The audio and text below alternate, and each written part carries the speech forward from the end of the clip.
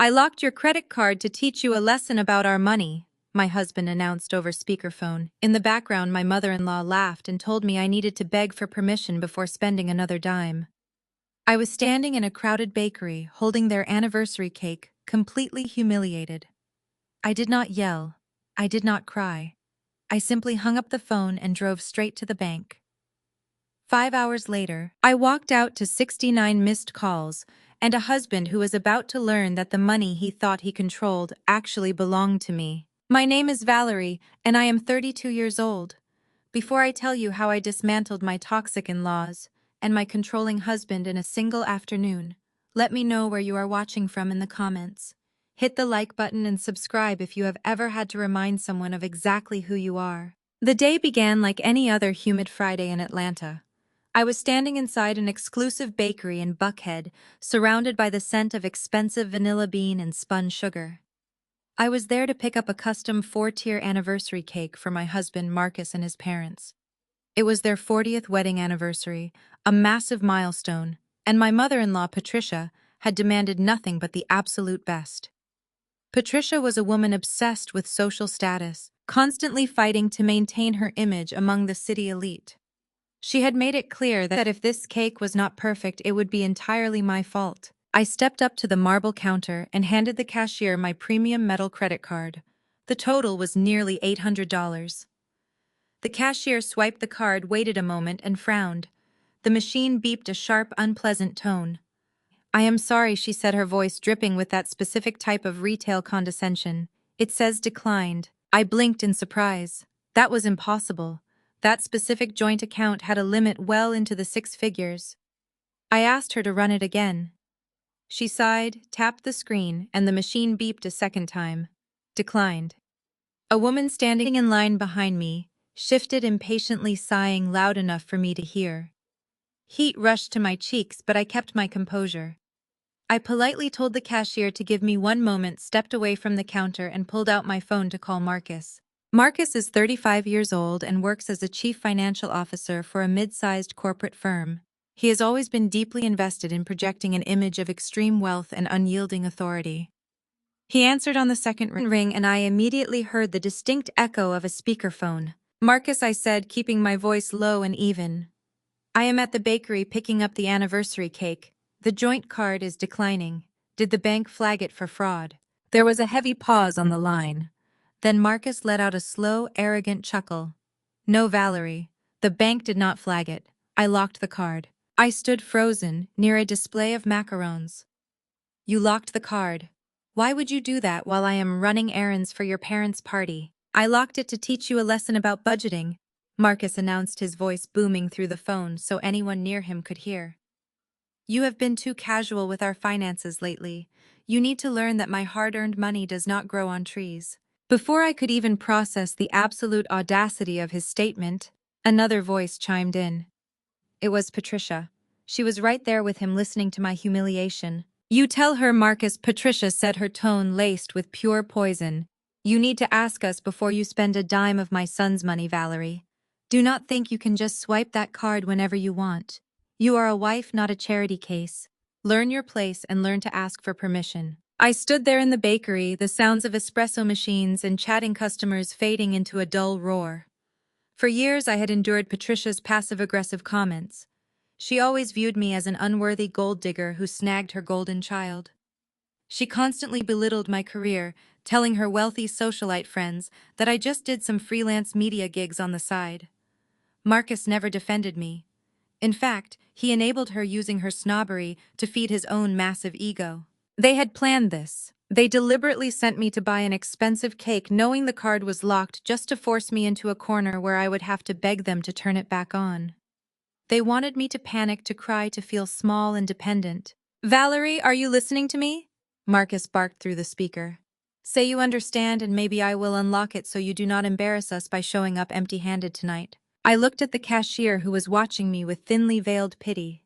I looked down at my phone. I did not argue. I did not cry. I did not beg.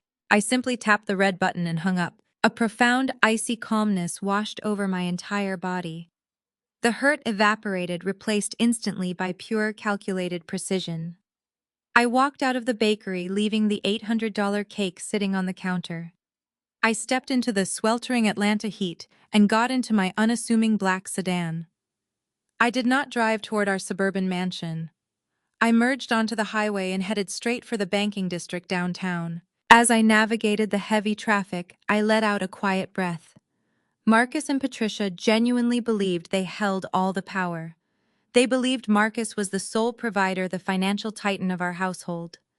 But they were living an illusion. An illusion I had carefully maintained to protect my husband's fragile masculinity. They thought I was a struggling freelancer. In reality, I am the anonymous founder and chief executive officer of one of the most ruthless crisis management firms in the country. I fix multi-million-dollar corporate scandals.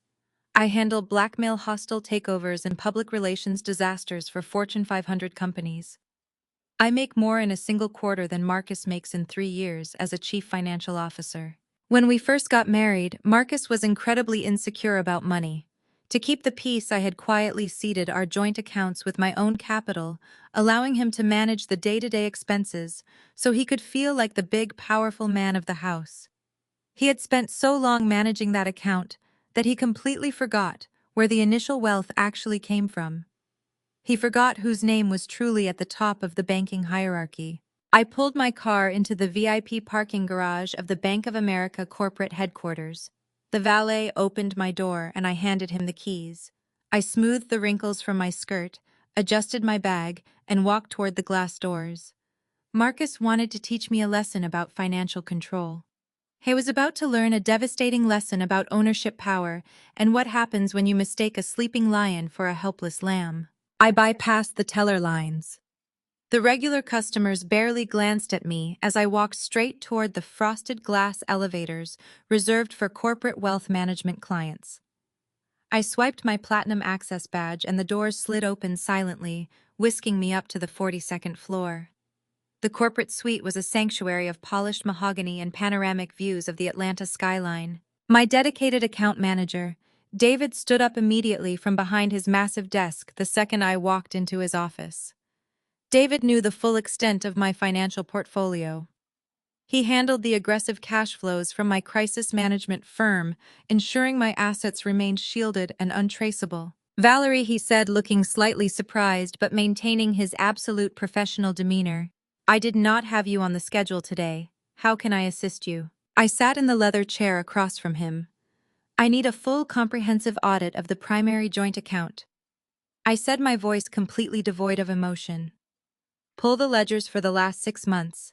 Every transfer, every withdrawal, every locked card. I want to see it all." David did not ask questions. He simply nodded and turned to his dual monitors. "For you to truly understand what was happening in that room, you have to understand the architecture of our marriage finances." Marcus prided himself on being the financial mastermind. He handled the mortgage, the car payments, and the investment portfolios. But the reality was far more pathetic. 7 years ago, when Marcus was passed over for a major promotion and his pride was in tatters, I quietly structured our joint accounts as subsidiaries under my own corporate umbrella. The wealth he thought he was managing, the money he thought he was leveraging to build his reputation, was entirely funded by my silent capital. I let him play banker with my money so he could feel like a king.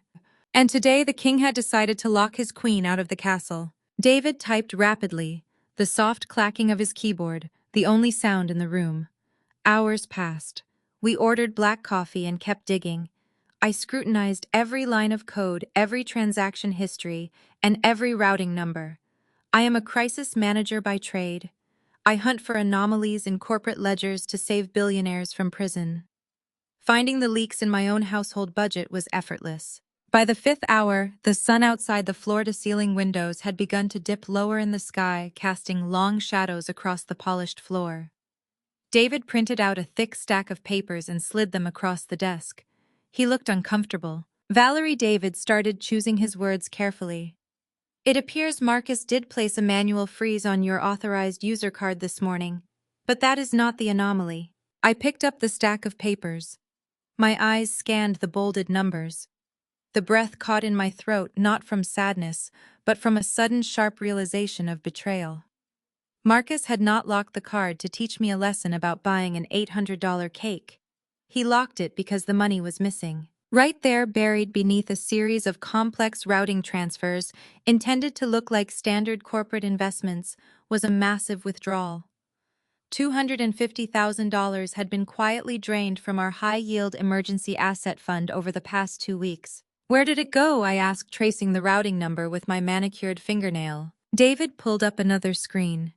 It was wired to an external limited liability company registered in Delaware, a tech startup. A startup. Marcus was the traditional finance guy. He hated the volatile tech sector. He would never dump $250,000 into a random startup unless he was hiding it or unless someone else was involved. My mind immediately went to my sister-in-law's white husband, the arrogant tech bro who constantly bragged about his ventures. But I did not have all the pieces to that puzzle yet. All I had was the absolute certainty that my husband had stolen my money to fund a secret operation, and then had the audacity to publicly humiliate me over a bakery bill. David looked at me, waiting for my instruction. "What would you like to do regarding the joint account?" I leaned back in the chair and let a slow, dangerous smile touch my lips. The time for protecting Marcus and his fragile ego was officially over.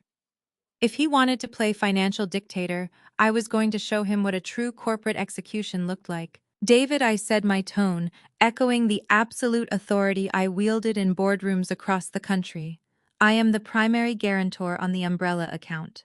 I want you to initiate a hard freeze, not a temporary hold, a total hard freeze on every account linked to that portfolio." David nodded, his fingers hovering over the keyboard, including the personal credit lines. I looked him dead in the eye. "Everything. Revoke his access to the joint checking. Freeze the platinum travel card. Block the emergency line of credit. And David, make sure you shut down the corporate expense card he uses for his daily operations. I underwrite that one too. I want his financial footprint reduced to zero. As of this exact second, Marcus does not have the liquidity to buy a pack of gum." "Consider it done," David said, pressing the enter key. The system locked. The trap was set. I thanked David, gathered the printed ledgers, and slid them into my designer tote bag. I walked out of the corporate wealth suite with the same measured, calm strides I used when I walked in. I rode the elevator down to the lobby, stepped through the sliding glass doors, and was immediately hit by the sweltering evening air of Atlanta. As the valet brought my sedan around, I finally pulled my phone out of my purse. The screen illuminated, displaying a barrage of notifications that painted a vivid picture of the chaos I had just unleashed. 69 missed calls, all from Marcus. There were also dozens of frantic text messages. "Valerie, call me back. Valerie, where are you? Valerie, my card just declined at the country club. Valerie, what did you do? Valerie, answer the phone right now." I stared at the glowing screen, watching as call number 70 began to ring. I did not answer. I simply silenced the device and tossed it onto the passenger seat.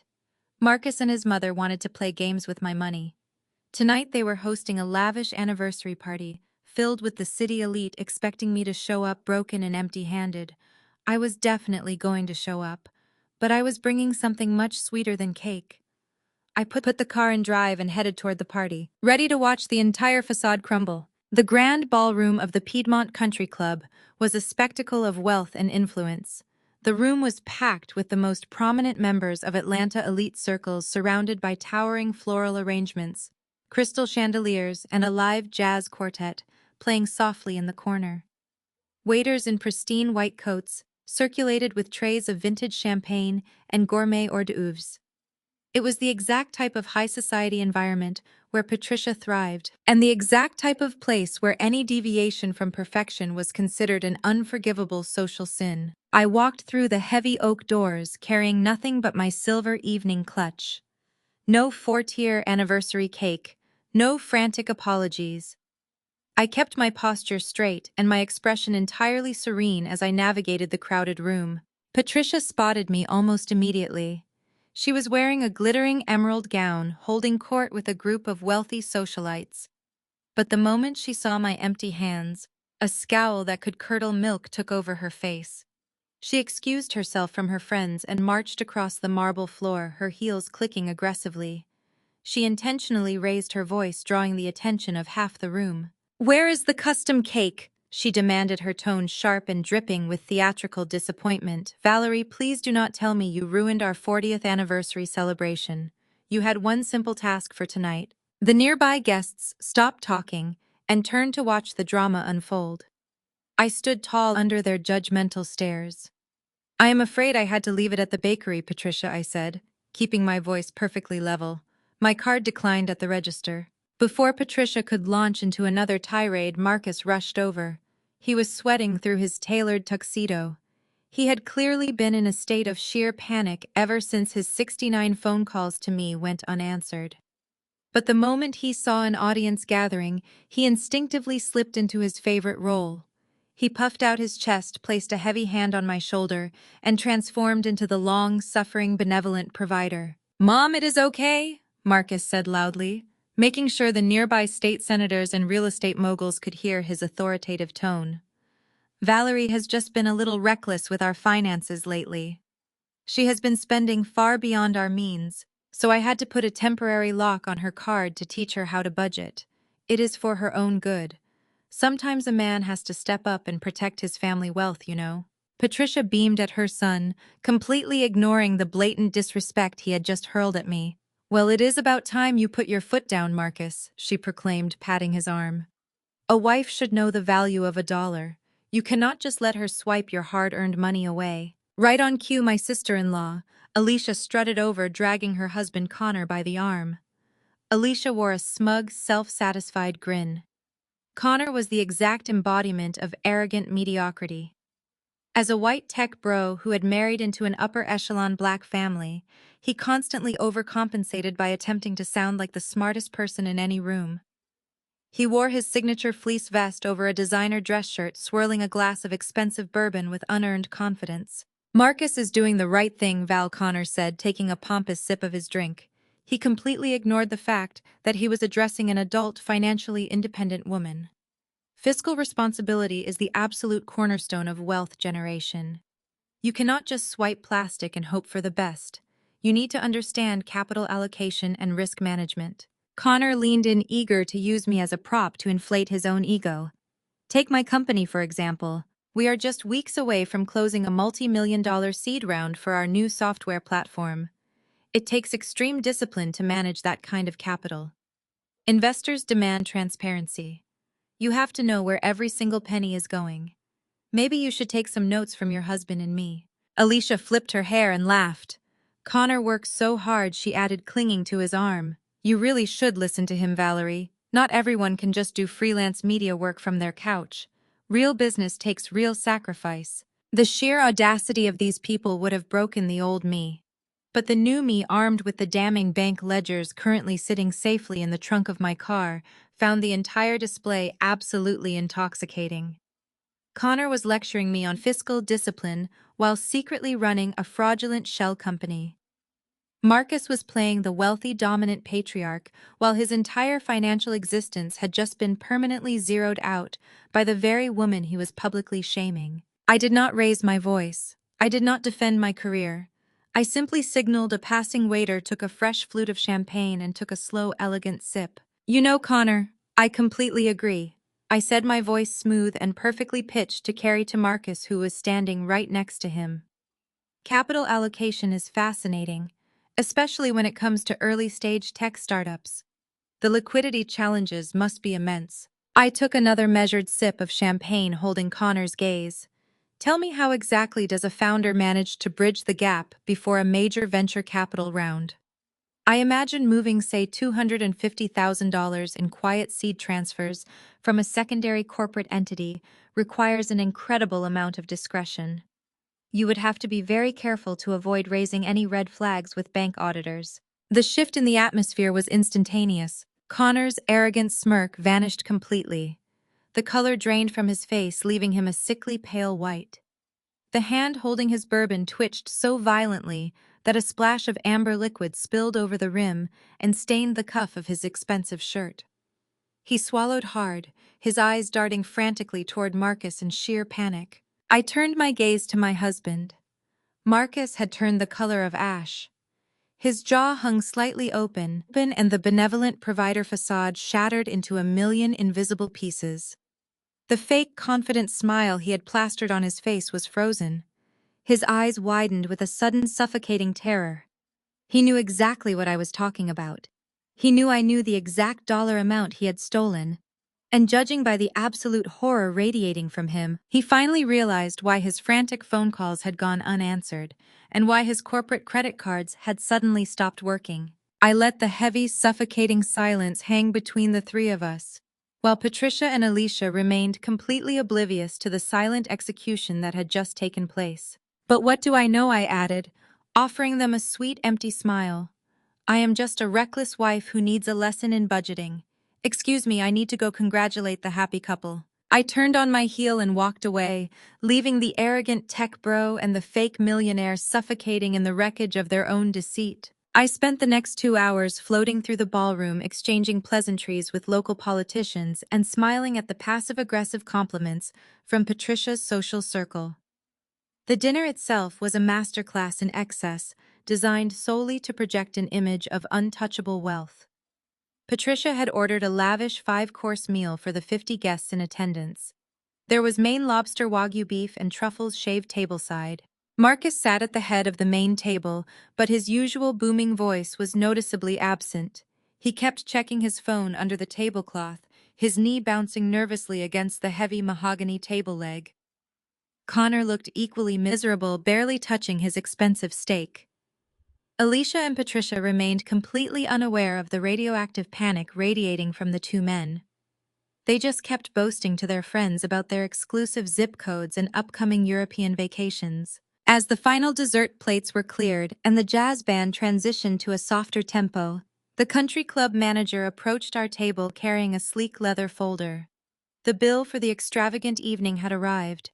This was the moment Marcus had been waiting for all night.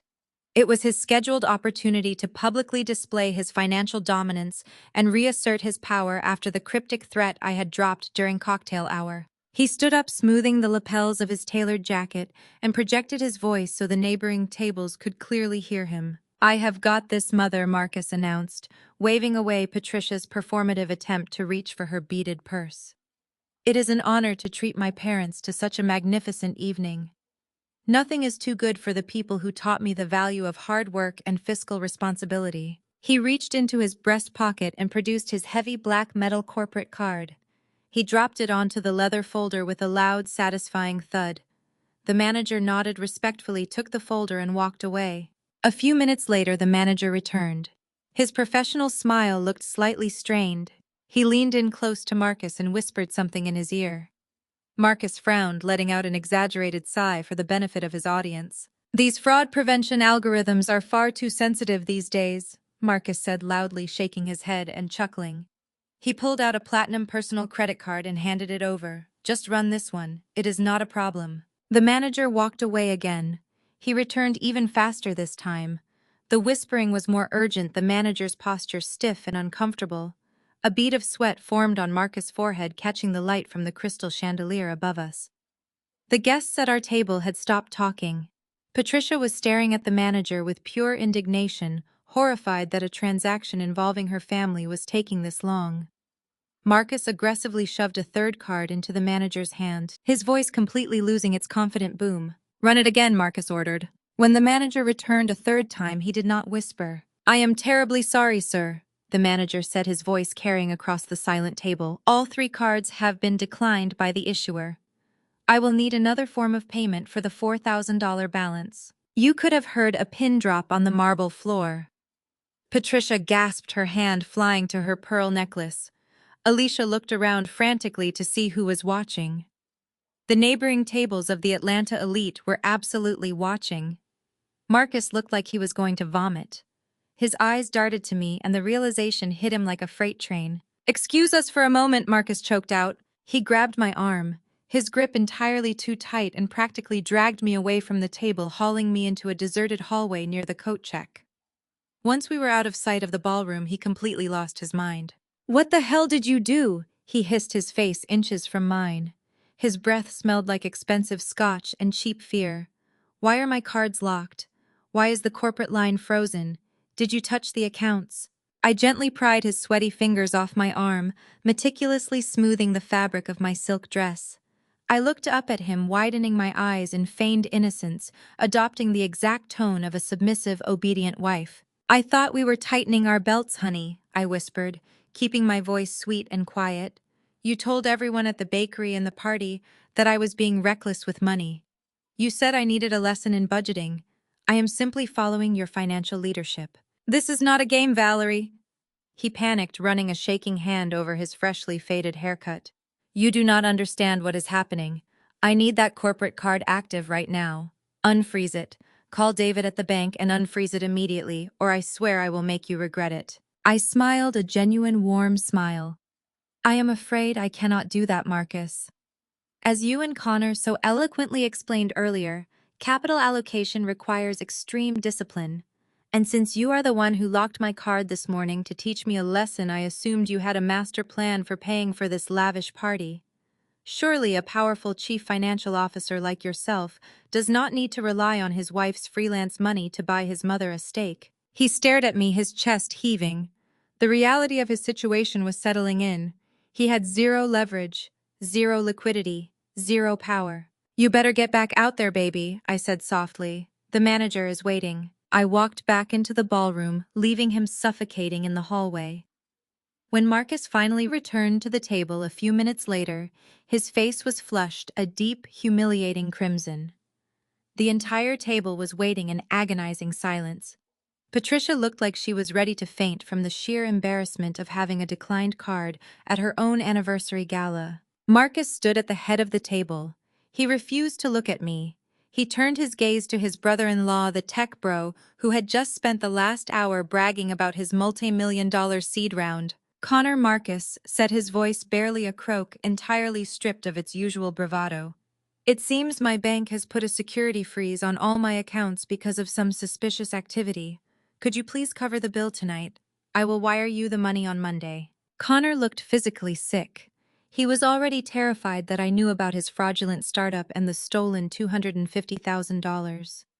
But with Alicia staring at him expectantly, and Patricia waiting for him to save her social standing, Connor had no choice.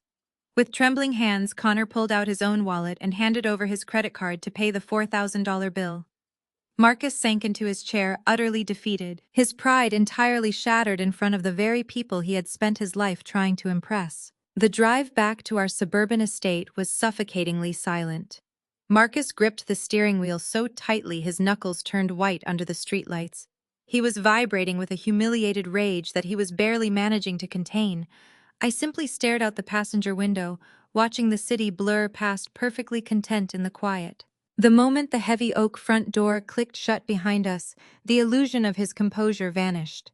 He threw his tuxedo jacket over a velvet chair and rounded on me. Are you insane? He shouted, his voice echoing off the high ceilings of our foyer. Do you have any idea what you just did to me in front of my mother? In front of the entire club.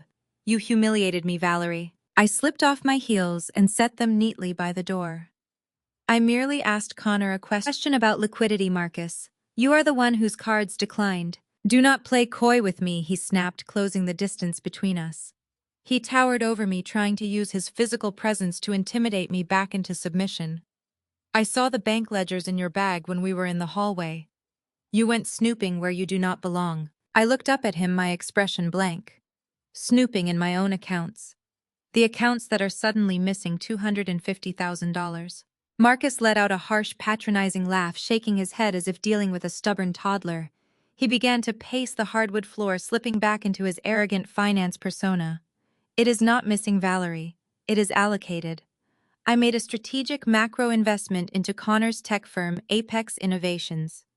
We are positioning ourselves for a massive payout when his seed round closes. Without consulting me, I asked softly. Consulting you about what? He scoffed, throwing his hands in the air. You are a freelance creative. You design media packets for local businesses. You do not understand high-level venture capitalism. You do not understand beta testing, market valuation, or strategic equity. If I tried to explain the complexities of seed-stage funding to you, your eyes would glaze over. I move the money because I am the financial architect of this family. I take the risks so you can sit at home and play on your laptop. The sheer level of delusion required to look the CEO of a premier crisis management firm in the eye and call her a freelance creative was almost impressive. Marcus was aggressively gaslighting me, desperately trying to rewrite reality so he could remain the hero of his own story. He needed to believe I was small and ignorant so he could justify stealing from me. This is how wealth is generated. Valerie, he continued, his tone shifting from angry to condescendingly educational. You have to leverage existing capital to create new revenue streams. Connor is a genius. Apex Innovations is going to disrupt the entire supply chain sector. But because you panicked over a number on a spreadsheet, you froze my entire financial infrastructure. You made me look like a beggar in front of my own family. He stepped closer, his voice dropping to a harsh, demanding whisper. I need you to call your little friend David at the bank first thing tomorrow morning. You are going to unfreeze every single account, and you are going to apologize for overstepping your boundaries. Do you understand me? I looked into his eyes, seeing the desperate, fragile ego hiding just beneath the surface. If I fought back now, he would escalate. He would try to block my access or move whatever assets he still had influence over. I needed him docile. I needed him to go to sleep thinking he had won. I let my shoulders slump, slightly breaking eye contact. I looked down at the floor, perfectly mimicking the body language of a defeated, submissive wife who had just been properly scolded. I am sorry, Marcus, I whispered, keeping my voice small and compliant. I just panicked when my card declined at the bakery. I did not mean to embarrass you at the party. I just did not understand the investment strategy. Marcus let out a long, heavy sigh of relief. His posture instantly relaxed. He reached out and patted my cheek, a gesture so deeply patronizing it made my skin crawl. It is all right, baby, he said, his arrogant swagger fully returning. I know numbers are not your strong suit. Just leave the heavy lifting to the men. Call the bank tomorrow, fix the accounts, and we will pretend this little tantrum never happened. I will call the bank tomorrow, I promised softly, satisfied that he had successfully put me back in my place. Marcus headed upstairs to the master suite. I waited in the dark foyer, listening to his heavy footsteps on the stairs, followed by the sound of the shower turning on, and eventually the heavy silence of the house settling into the night. I gave him exactly 2 hours. At 1 in the morning, when I was absolutely certain Marcus was in a deep sleep, I slipped out of bed and walked silently down the hall to my home office. To Marcus, this room was just where I did my silly freelance design work. He rarely came in here, finding my minimalist decor and multiple monitors boring. I locked the heavy wooden door behind me and sat down in my ergonomic chair.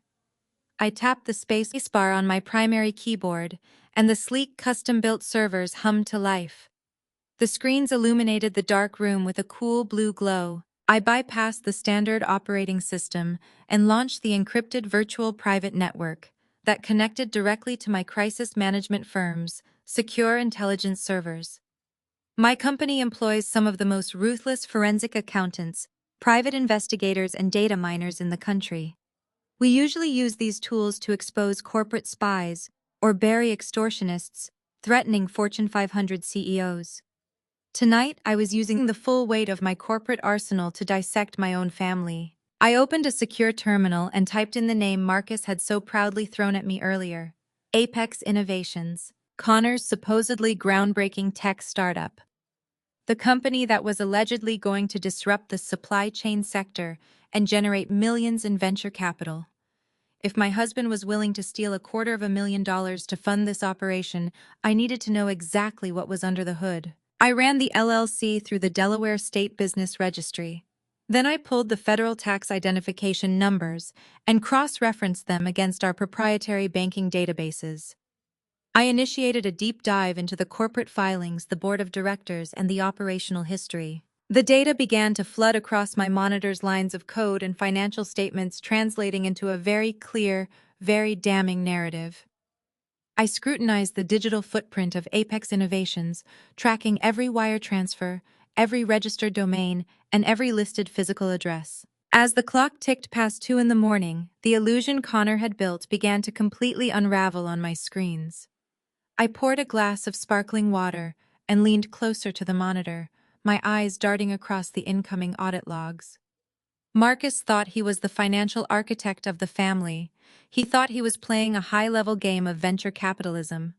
He had no idea he was playing in a sandbox, and I owned the entire desert. The glowing monitors illuminated my office in a cold blue light as the truth of Marcus and Connor's financial maneuvering laid itself bare across the screens. Apex Innovations was not a groundbreaking tech startup poised to disrupt the supply chain sector. It was a ghost ship. It was a shell company with no proprietary software, no patents pending, and no actual employees other than Connor himself. The listed corporate address was a virtual mailbox in a strip mall in Delaware. I traced the $250,000 Marcus had drained from our emergency assets. It had not been used to fund development or beta testing. The money had been routed through Apex Innovations and systematically funneled out to a series of offshore accounts registered in Antigua and Barbuda. My forensic algorithms easily flagged the receiving accounts. They were well-known holding accounts used primarily for high-stakes, unregulated offshore sports betting. Connor, the arrogant tech bro who had lectured me on fiscal responsibility, was a degenerate gambler. He was drowning in illegal debts, and my husband had stolen my money to bail him out. But as I dug deeper into the financial architecture of their scam, the horror of what Marcus had actually done eclipsed the initial theft. The $250,000 was just the tip of the iceberg. My firm's software began flagging cross-referenced documents linked to Apex Innovations. A PDF of a commercial loan application populated on my right monitor. I opened it and zoomed in on the collateral section. My blood ran ice cold. Marcus and Connor had not just stolen cash. They had secured a $1 million commercial line of credit from a major Tier 1 bank to float Apex Innovations and cover the rest of Connor's mounting gambling debts. But a bank does not hand over $1 million to a ghost company without serious collateral. I scrolled down to the signature page. There, sitting starkly against the white background of the digital document, was my signature. Marcus had forged my name. I had used my Media LLC, the company he constantly dismissed as my silly freelance design gig, as the sole collateral for the $1 million loan. Because I had structured my crisis management firm behind layers of privacy protections, Marcus only saw the top-level corporate entity on our tax returns. He saw an LLC with my name on it, assumed it was just a low-value container for my graphic design contracts, and forged my signature to leverage it against Connor's debt. I thought he was risking a worthless blog. He had absolutely no idea he had just legally bound the operational holding company of a $100 million crisis management empire to a fraudulent loan. If this loan defaulted, the bank would come after my LLC. The ensuing audit would rip through my privacy shields, exposing my true net worth, my client list, and the entire structure of my firm to public scrutiny. Marcus had not just stolen from me. He had weaponized my own company against me and placed a ticking time bomb under my entire life's work. I sat back in my chair, the sheer audacity of his betrayal suffocating me. Marcus was laundering money for his white brother-in-law, using his black wife's assets as the sacrificial lamb. They were banking on the assumption that Apex Innovations would actually secure a legitimate venture capital seed round. They planned to use the VC investor money to quietly pay off the fraudulent $1 million bank loan and the stolen $250,000 before I ever noticed it was missing. It was a classic desperate Ponzi scheme built on a foundation of my forged signature and their collective arrogance. My encrypted phone buzzed, vibrating against the glass surface of my desk. I glanced at the clock. It was nearly 4 in the morning. The caller ID displayed the name of my chief operating officer, Sarah. She was one of the few people who knew I was working late on a personal matter. I answered, keeping my voice quiet so the sound would not carry down the hall to the master bedroom. "Valerie, we got a hit on the wiretap alerts you set up for Apex Innovations," Sarah said, her voice crisp and fully awake. "What is it?" I asked, my eyes still fixed on the forged signature on my screen. "Apex Innovations is scheduled for a major pitch meeting tomorrow morning," Sarah reported. "Connor managed to get a slot at Sterling Holdings. He is pitching for a $5 million seed round." Sterling Holdings. I let the name hang in the air.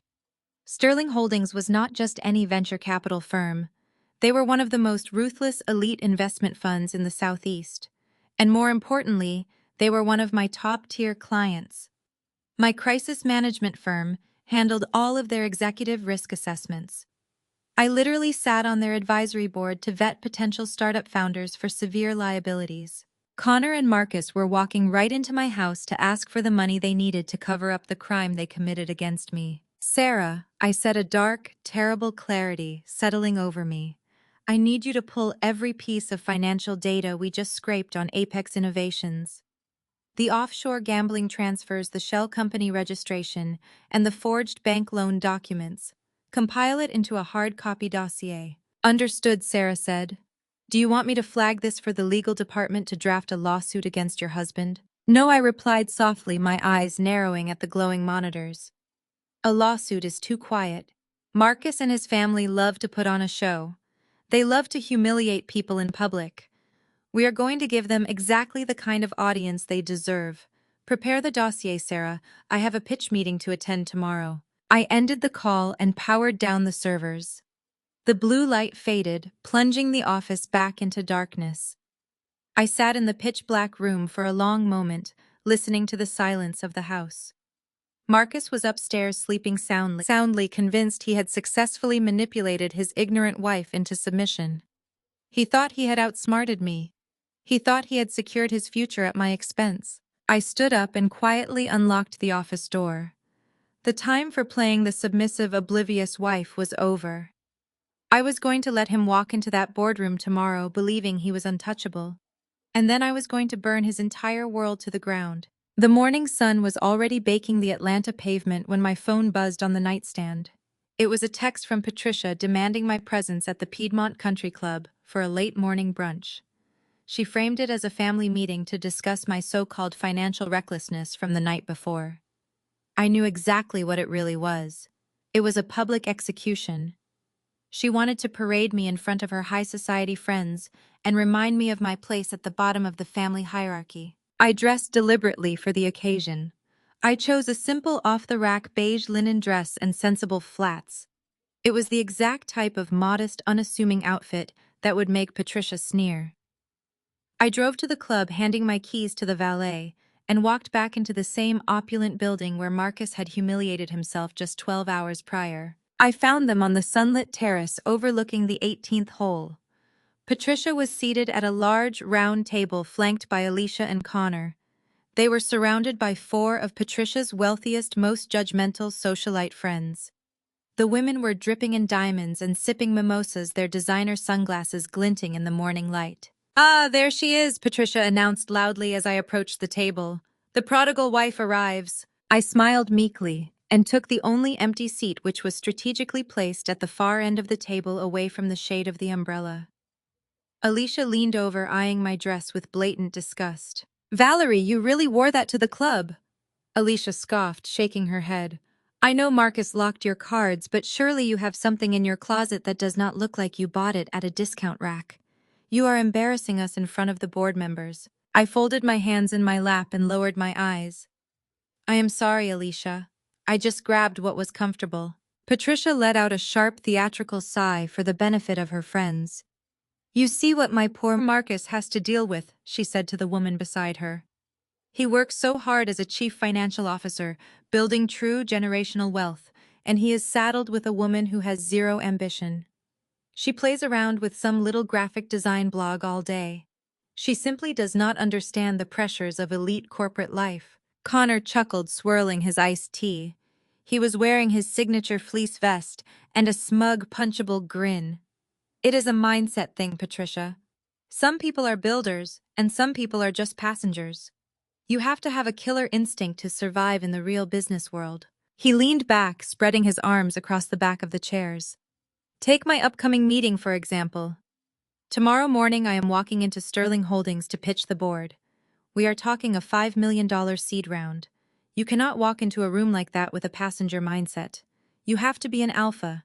You have to command the capital." I kept my expression perfectly blank. "Sterling Holdings," I said softly, pretending to be impressed. "That sounds very important, Connor." "It is the big leagues," Valerie Connor replied, dripping with condescension. "You probably do not know who they are, but they are the most ruthless venture capital firm in the South. They do not fund cute little hobbies. They fund unicorns. And I am going to walk in there and show them exactly why Apex Innovations is the next billion-dollar disruption." Right as the words left his mouth, the atmosphere on the terrace suddenly shifted. The casual chatter among the wealthy patrons died down. The country club manager, the same man who had declined Marcus last night, was practically sprinting across the terrace to hold the door open for a new arrival. Patricia gasped, sitting bolt upright in her chair. "Oh my goodness," she whispered, her eyes wide with reverence. "That is Vivian Sterling." I turned my head. Vivian Sterling was a legend in the Atlanta financial sector. She was the founder and chief executive officer of Sterling Holdings. She was a striking, imposing woman in a tailored crimson power suit, radiating an aura of absolute terrifying authority. She was the exact investor Connor was scheduled to beg for money the very next morning. Patricia practically shoved Connor in the shoulder. "Connor, get up. This is your chance. Go introduce yourself before the pitch tomorrow. Show her your killer instinct." Connor jumped to his feet, suddenly looking entirely less confident than he had 30 seconds ago. He smoothed down his fleece vest, pasted on a greasy smile, and intercepted Vivian as she walked past the lavish buffet tables. "Emma Sterling," Connor said, stepping directly into her path and extending his hand. "Connor Miller, Apex Innovations. We have a meeting scheduled for tomorrow morning. I just wanted to introduce myself and say how excited I am to show you our disruptive blockchain integration. We are leveraging synergistic analytics to revolutionize the supply chain liquidity market." It was a painful, desperate word salad. Vivian did not stop walking. She did not take his hand. She did not even break her stride. She looked at Connor with the exact same expression one might use when stepping over a piece of trash on the sidewalk. She brushed right past him, leaving him standing there with his hand extended in empty air. Patricia let out a tiny gasp of horror. Alicia covered her mouth. Vivian continued walking straight toward our table. Patricia immediately jumped up, plastering on a desperate, fawning smile, preparing to introduce herself and salvage the moment. But Vivian did not look at Patricia. Her piercing, intimidating eyes locked onto the far end of the table. Her severe expression instantly melted away, transforming into a bright, genuine smile of pure delight. "Valerie," Vivian exclaimed, her powerful voice ringing out across the quiet terrace. I stood up, stepping out from the blazing sun and into the shade. Vivian bypassed Patricia completely, threw her arms open, and pulled me into a tight, familiar hug. "Vivian, it is so good to see you," I said, returning the embrace warmly. "Good to see me." Vivian laughed loudly, stepping back but keeping her hands on my shoulders. "You saved my life, Valerie. The crisis management queen herself. I was just telling the board this morning that your public relations restructuring saved my firm millions last quarter. If you had not caught that liability leak when you did, we would have been facing federal fines. I owe you a drink. Hell, I owe you a yacht." The silence that fell over our table was absolute. It was a suffocating, heavy silence, thick with shock and utter disbelief. Patricia was frozen, her hand suspended in the air where she had been preparing to shake Vivian's hand.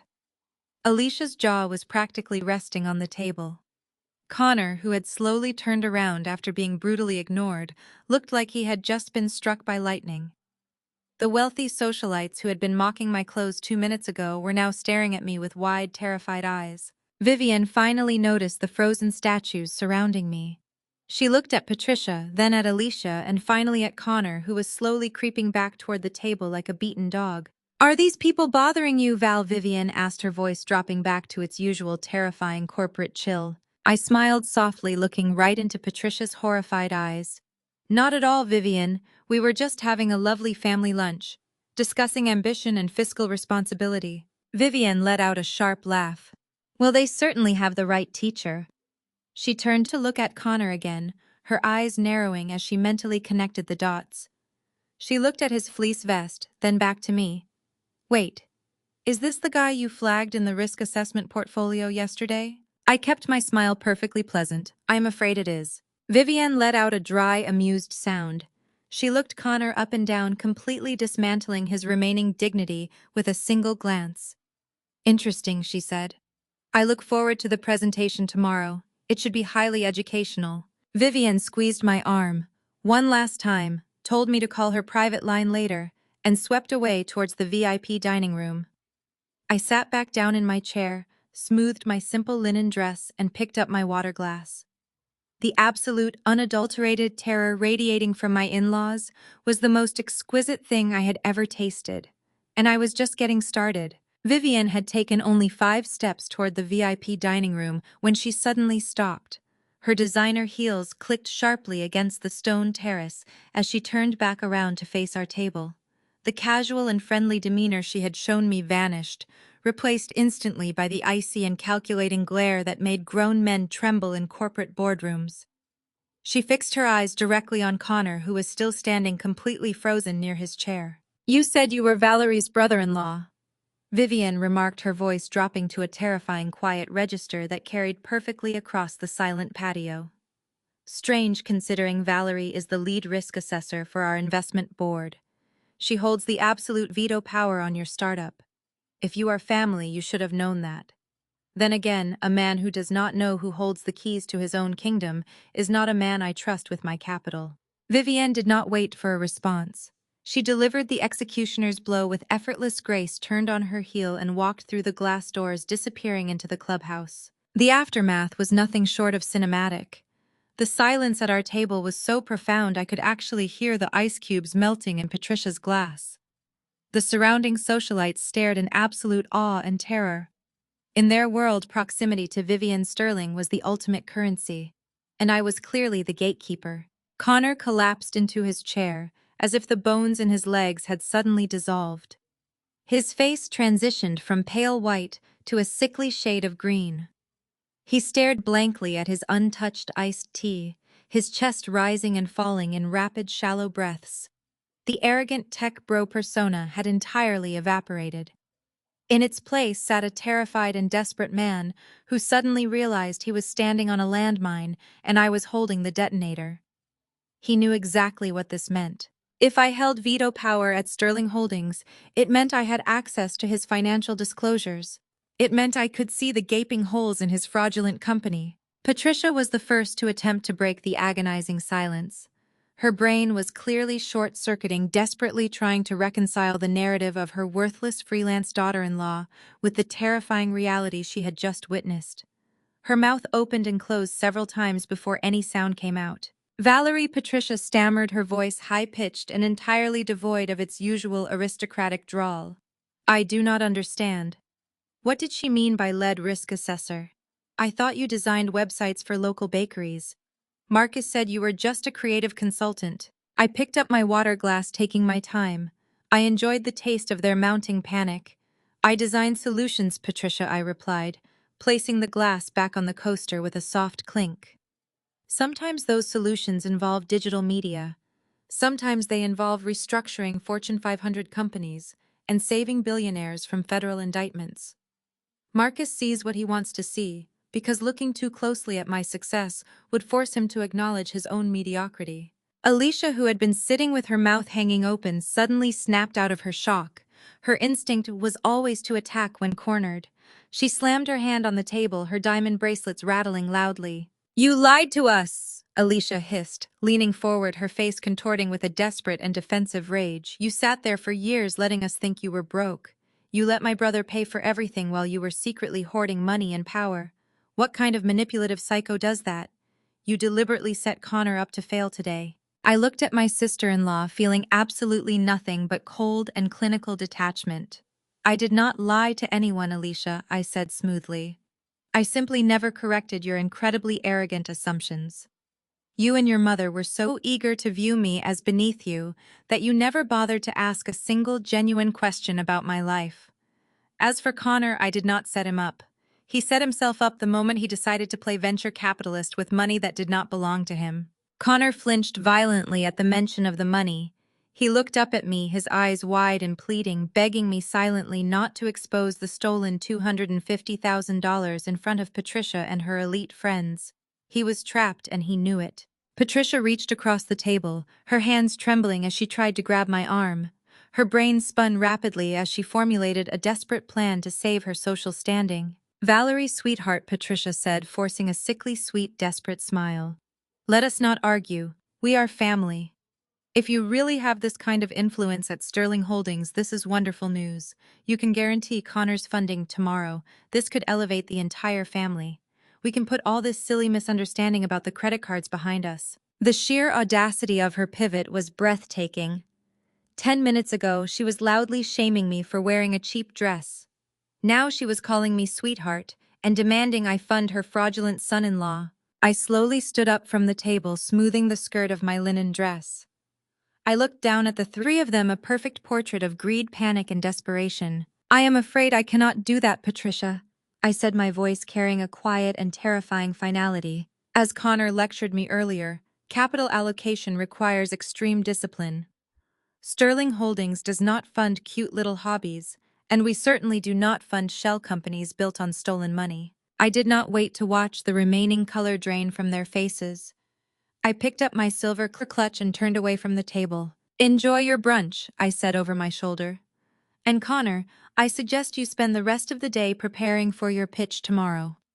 I have a feeling the board is going to have some very specific questions about your accounting practices." I walked across the terrace, my head held high, leaving them drowning in a sea of public humiliation and absolute terror.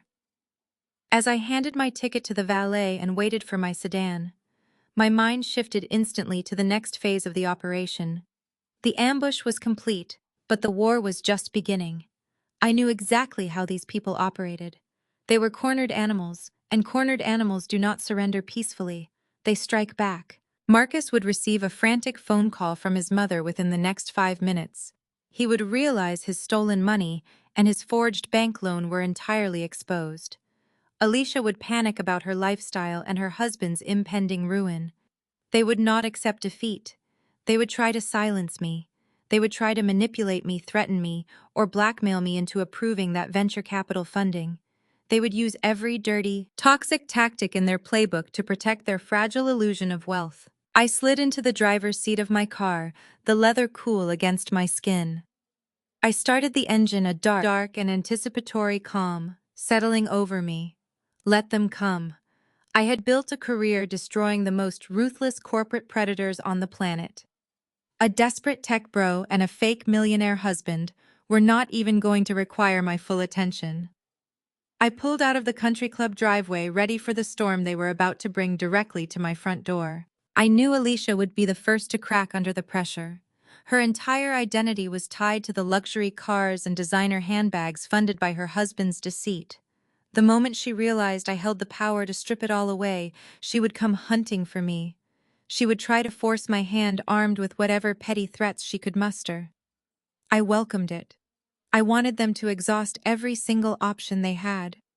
I wanted them to feel the walls closing in inch by inch until there was absolutely nowhere left to hide. They had spent years treating me like a pawn in their game of status and control. Tomorrow morning, inside the glass walls of the Sterling Holdings boardroom, they were going to learn what it felt like to be swept off the board entirely. I bypassed the sprawling suburban estate I shared with Marcus and drove straight to my private loft in Midtown Atlanta. It was a secure, minimalist space I leased under my corporate holding company. Marcus despised it, complaining it lacked the traditional grandeur suitable for a financial executive, which meant he practically never visited.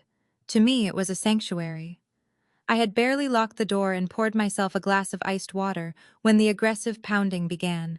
The security concierge downstairs was usually strict, but Alicia had a talent for screaming at service workers until she got her way. I checked the digital monitor on the wall. Alicia was standing in the hallway, her face contorted in a mask of pure panic and rage. I pressed the button to unlock the door, and she barged inside like a hurricane. Gone was the perfectly poised society princess who had been mocking my clothes at the country club just hours ago. Her designer blowout was frayed from running her hands through it. The facade of the wealthy, untouchable sister-in-law had completely evaporated. She paced the polished concrete floor of my loft, her expensive heels clicking violently, her breath coming in ragged gasps. "You are going to fix this," Alicia demanded, her voice shrill and vibrating with hysteria. "You are going to pick up your phone, you are going to call Vivian Sterling, and you are going to guarantee Connor's funding for tomorrow morning. Do you hear me, Valerie? You are going to fix it right now." I leaned against the kitchen island, taking a slow sip of my water. I watched her manic pacing with the clinical detachment of a scientist observing a rat in a maze. "I am not fixing anything, Alicia," I replied, my voice smooth and perfectly calm. "Connor lied about his company. He has no proprietary tech, no team, and no actual product. Sterling Holdings does not hand out $5 million to fund arrogant men with empty briefcases. He is going to walk into that pitch tomorrow, and he is going to fail. Alicia stopped pacing and whipped around to face me. Her eyes were dark and venomous. She closed the distance between us, jabbing a manicured finger in my direction. "You listen to me, you arrogant witch!" Alicia hissed, completely abandoning any pretense of family loyalty. "You think because you have some fancy corporate title you can just destroy my life. If you do not approve that funding, I will destroy yours.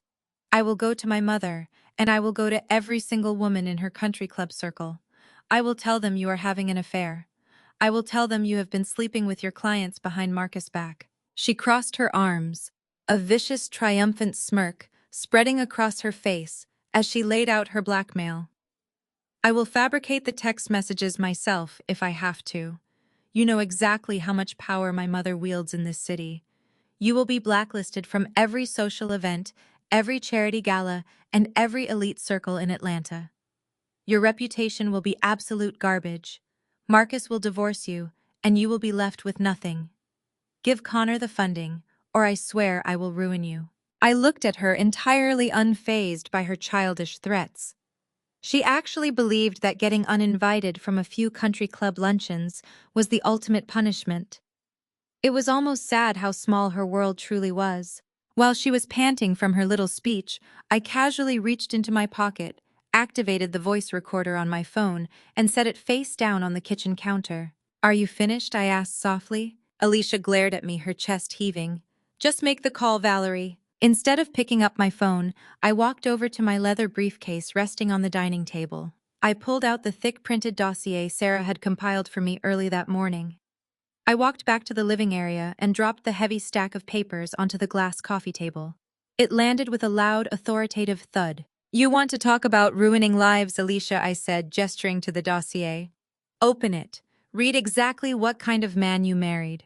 Alicia hesitated, her eyes darting from my face to the folder. She stepped forward and flipped open the cover. The very first page was a highlighted spreadsheet detailing offshore wire transfers. "What is this?" she snapped, though her voice betrayed a flicker of genuine fear. "That is a forensic audit of Apex Innovations," I explained, crossing my arms. "Your husband does not have a tech startup. He has a sophisticated pipeline for funneling cash into unregulated sports betting accounts in the Caribbean. Connor is a degenerate gambler, Alicia. He owes hundreds of thousands of dollars to people you do not ever want to meet." Alicia stared at the numbers, her face draining of color. She flipped to the next page. I had specifically flagged the $250,000 Marcus had stolen from my emergency fund. "And that," I continued, my tone dropping to a lethal calm, "is the $250,000 your brother stole from my bank account to cover your husband's debts." But here's the most interesting part, Alicia. Connor did not use all of that stolen money to pay off his bookies. Look at the routing number at the bottom of the page. Alicia's eyes scanned the document. I watched the exact moment comprehension struck her. Her hand began to tremble. "That routing number belongs to the luxury dealership in Buckhead," I said, driving the final nail into her coffin. "The same dealership where you purchased your brand new Porsche Macan last week. Marcus stole my money, gave it to Connor, and Connor used it to buy your car so you could show off to your mother's friends. You are driving a vehicle purchased with stolen funds." I waited for the shame. I waited for the horror of realizing her brother and husband had committed felony theft and dragged her into it. But I had severely underestimated the depths of Alicia's entitlement. Instead of breaking down in tears, Alicia slammed the folder shut. Her face flushed red with a defiant, psychotic rage. She looked me dead in the eye, completely unbothered by the criminal conspiracy laid out in front of her. "So what?" Alicia screamed, her voice echoing off the concrete walls. "Marcus is my brother. His money is my money. Our family has a standard to maintain, and you make more than enough to cover it. You sit on a mountain of cash while we have to scrape by just to keep up appearances. You owe us this. You married into this family, and you are going to protect it. I do not care where the money came from. Give Connor the funding tomorrow so we can pay everything back and keep my car." I stared at her, genuinely amazed by the sheer lack of morality standing in my living room. She had just openly admitted to possessing stolen property, defended her brother's felony theft, and tried to extort a corporate officer for $5 million to cover it up. And she had screamed every single word of it directly into my hidden recording device. I smiled a cold, predatory curve of my lips. I picked up my phone from the counter, tapped the screen to stop the recording, and saved the audio file directly to my secure cloud server. "Alicia," I said, my voice dangerously quiet. "You can see yourself out." Alicia scoffed, thinking she had somehow won the standoff because I was not screaming back at her. "You better make that call to Vivian Valerie, or I am going straight to my mother." "Tell Patricia whatever you want," I replied, walking over to the heavy metal door and pulling it open. "But I highly suggest you enjoy your Porsche tonight, because by tomorrow afternoon, you are not going to be able to afford the gas to run it." Alicia marched out of the loft, slamming the door behind her with enough force to shake the walls. I slid the deadbolt into place, the loud click sealing her fate. She had just handed me the final piece of ammunition I needed. They wanted my money. They wanted my reputation. Tomorrow morning in the boardroom, I was going to take everything they loved and burn it to ash. I needed to secure the audio file of Alicia making her threats, so I uploaded the recording directly to my encrypted corporate vault. Just as the transfer completed, my private line illuminated with a priority alert. The caller ID displayed the name of a senior partner at a prestigious family law firm in downtown Atlanta. My crisis management firm frequently contracted him to handle high-asset divorces for our elite corporate clients. Tonight, he was calling me with a very different kind of urgency. I answered the phone and he skipped the pleasantries. He told me that Marcus had just placed a frantic call to one of his junior partners. This specific lawyer was notorious throughout the state for handling sleazy, scorched-earth divorce settlements. Because of my standing retainer with the firm, the senior partner had immediately flagged the conflict of interest and pulled the intake notes to see why my husband was calling them. I listened in chilling silence as he detailed my husband's master plan. Marcus was not just panicking about the missing money or the frozen credit cards. He was actively executing a calculated predatory exit strategy. According to the consultation notes, Marcus intended to push Connor and his fake startup through the Sterling Holdings pitch meeting tomorrow morning to secure the $5 million venture capital seed round. Once that cash hit their accounts, Marcus planned to leverage the $1 million commercial loan he had fraudulently secured using my media company as collateral. He was going to use the forged documents to legally transfer all of his personal debt directly onto my corporate entity. As soon as the financial quicksand was firmly tied around my ankles, Marcus was going to serve me with divorce papers. He planned to walk away with a clean slate flush with investor cash, leaving me bankrupt and fighting a fraudulent $1 million debt in federal court. He actually believed he was going to ruin me. I thanked the senior partner and ended the call. I stood in the center of my loft, the silence pressing in around me. A lesser woman might have broken down right then and there, demanding to know how the man she married could plot such an evil betrayal. But I did not feel sorrow. I felt a profound, lethal clarity. Marcus had crossed the line from a desperate husband to a malicious predator. He had no idea he had just challenged the Grandmaster. I walked into my expansive walk-in closet. I bypassed the casual linen dresses and the unassuming sweaters I wore around his family to make them feel superior.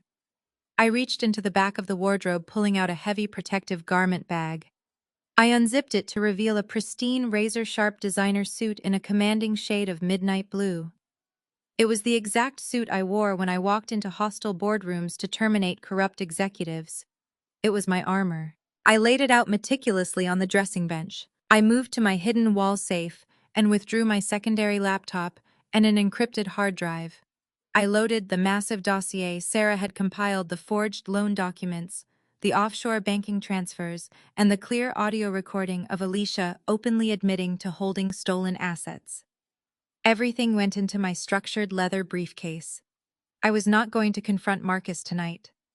I was going to let him sleep soundly, dreaming of his sleek, consequence-free divorce. I was going to let him put on his best tailored suit and walk into that venture capital firm feeling untouchable. I picked up my secure mobile phone and initiated an urgent, highly classified conference call with my executive team. Sarah answered the call immediately, alongside my lead corporate attorney and the head of my private security detail. I laid out the tactical directives for the following morning with absolute precision. I told Sarah to coordinate directly with the Chief Executive Officer of Sterling Holdings. I needed the main boardroom prepped and my seat at the head of the table secured before Connor and Marcus even stepped foot in the lobby. I instructed my legal team to finalize the civil litigation packets detailing the exact damages Marcus and his entire family were about to incur. Then I turned my attention to my security chief. I told him to contact our liaisons at the Federal Bureau of Investigation. Marcus and Connor had committed wire fraud, bank fraud, and identity theft across state lines. This was no longer a simple domestic dispute. It was a federal crime. I wanted the agents fully briefed, armed with our forensic audit, and waiting on standby for my specific signal. The plan was flawless. Marcus and Connor were going to walk into Sterling Holdings expecting to secure a $5 million lifeline that would solve all their problems. Instead, they were going to walk into a slaughterhouse. I ended the conference call and poured myself a final glass of ice water. I looked out the windows of my loft, watching the glowing taillights of cars streaking across the Atlanta highway. My in-laws had spent years treating me like a stepping stone. They mocked my clothes and tried to shrink me down so their mediocre men could feel tall. They thought they could steal my money to buy luxury cars, forge my signature to fund their gambling habits, and divorce me to cover their tracks. They had fundamentally misunderstood the dynamic of power in our relationship. I had never been the submissive wife they projected onto me. I was the architect of their entire reality, and tomorrow morning I was going to demolish the building with them locked inside. I set my glass down on the granite counter and walked toward the bedroom to get a few hours of well-deserved sleep. Executing a hostile takeover of my own marriage was going to require my full and undivided attention from the moment the sun rose. The sun had barely begun to crest over the Atlanta skyline when my phone vibrated.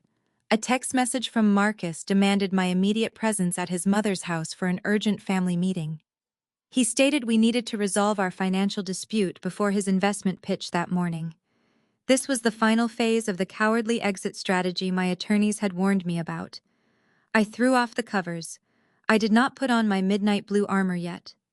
For this performance, I needed to maintain the illusion of the submissive wife. I opted for a simple beige sweater and dark slacks, throwing a classic tan trench coat over my shoulders. I left my encrypted hard drives locked safely inside my loft. I only needed my car keys and my absolute composure. The drive to Patricia's sprawling suburban estate was quick. I pulled my sedan into the circular driveway, parking right behind Alicia's shiny new Porsche. The Porsche that would be sitting on a federal tow truck in hours. I walked up the grand brick steps and let myself in through the heavy front doors. I found them all waiting for me in the formal dining room.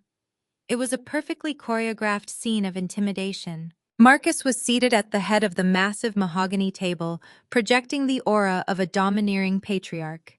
He was dressed in his tailored charcoal suit for his pitch.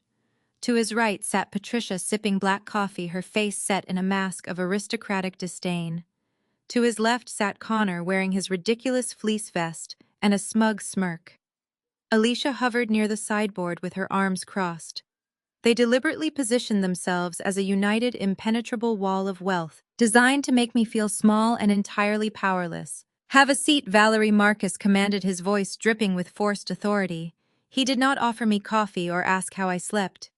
He pointed to the empty chair situated at the far end of the long table. I walked over and sat down, folding my hands neatly in my lap.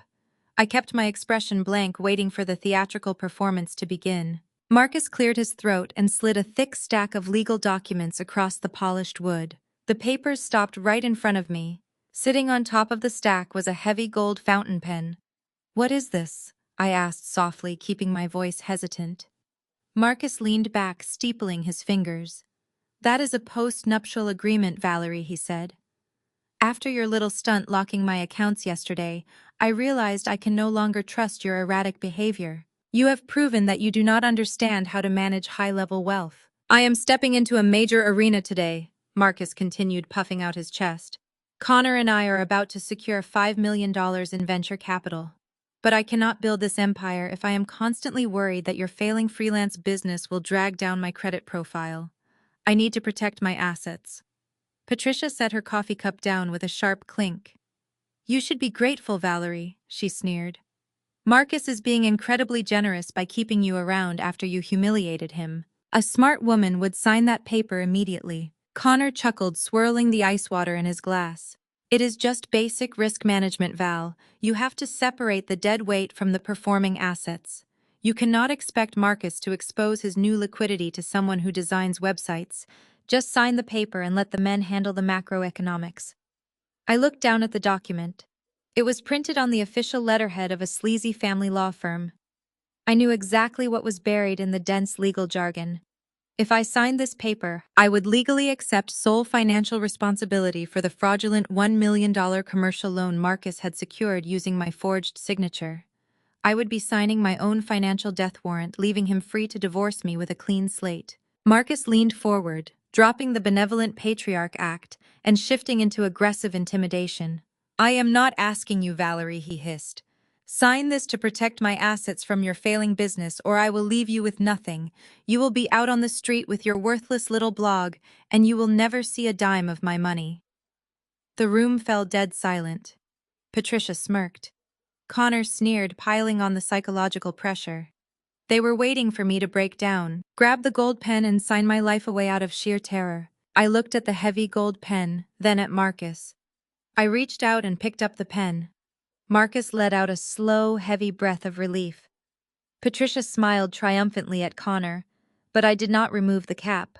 Instead, I gently pushed the paper back across the mahogany table. It slid to a halt right in the center, perfectly out of reach. You are right, Marcus, I said, my voice suddenly losing all of its hesitant softness. I should not sign anything without legal review. I will have the board at Sterling Holdings look at it during your pitch tomorrow. The air was violently sucked out of the room. Connor's smug smirk instantly vanished. Patricia's triumphant smile froze on her face. Marcus gripped the edge of the mahogany table, his knuckles turning stark white as the color rapidly drained from his cheeks. What did you just say? Marcus whispered, his voice trembling with a sudden suffocating panic. I did not repeat myself. I simply turned on my heel and walked out of the formal dining room. I did not look back as I crossed the grand foyer and stepped out into the cool morning air. I left the front door wide open behind me, leaving the family in a state of absolute dread. The trap was set, the bait was taken, and now it was time to go put on my armor. The morning sun reflected fiercely off the sheer glass exterior of the Sterling Holdings skyscraper in downtown Atlanta. Up on the 50th floor, the atmosphere inside the primary executive boardroom was cold, sterile, and unforgiving. This was the arena where financial dreams were either heavily funded or brutally slaughtered. The room was dominated by a massive polished mahogany table surrounded by high-backed leather chairs. The walls were entirely made of soundproof glass, offering a dizzying panoramic view of the city below. At the front of the room stood Connor and Marcus. They were setting up their presentation materials, both radiating a potent mixture of arrogance and absolute desperation. Connor was dressed in his predictable tech bro uniform, sporting a dark fleece vest over a crisp button-down shirt. He kept shifting his weight from foot to foot, adjusting the collar of his shirt, trying to project the image of a relaxed Silicon Valley genius. In reality, he looked like a man standing on the gallows. Marcus stood beside him in a custom-tailored charcoal suit. On the surface, he looked like the picture of a successful, dominant chief financial officer. But beneath the expensive fabric, he was sweating profusely. A single bead of perspiration rolled down the side of his neck.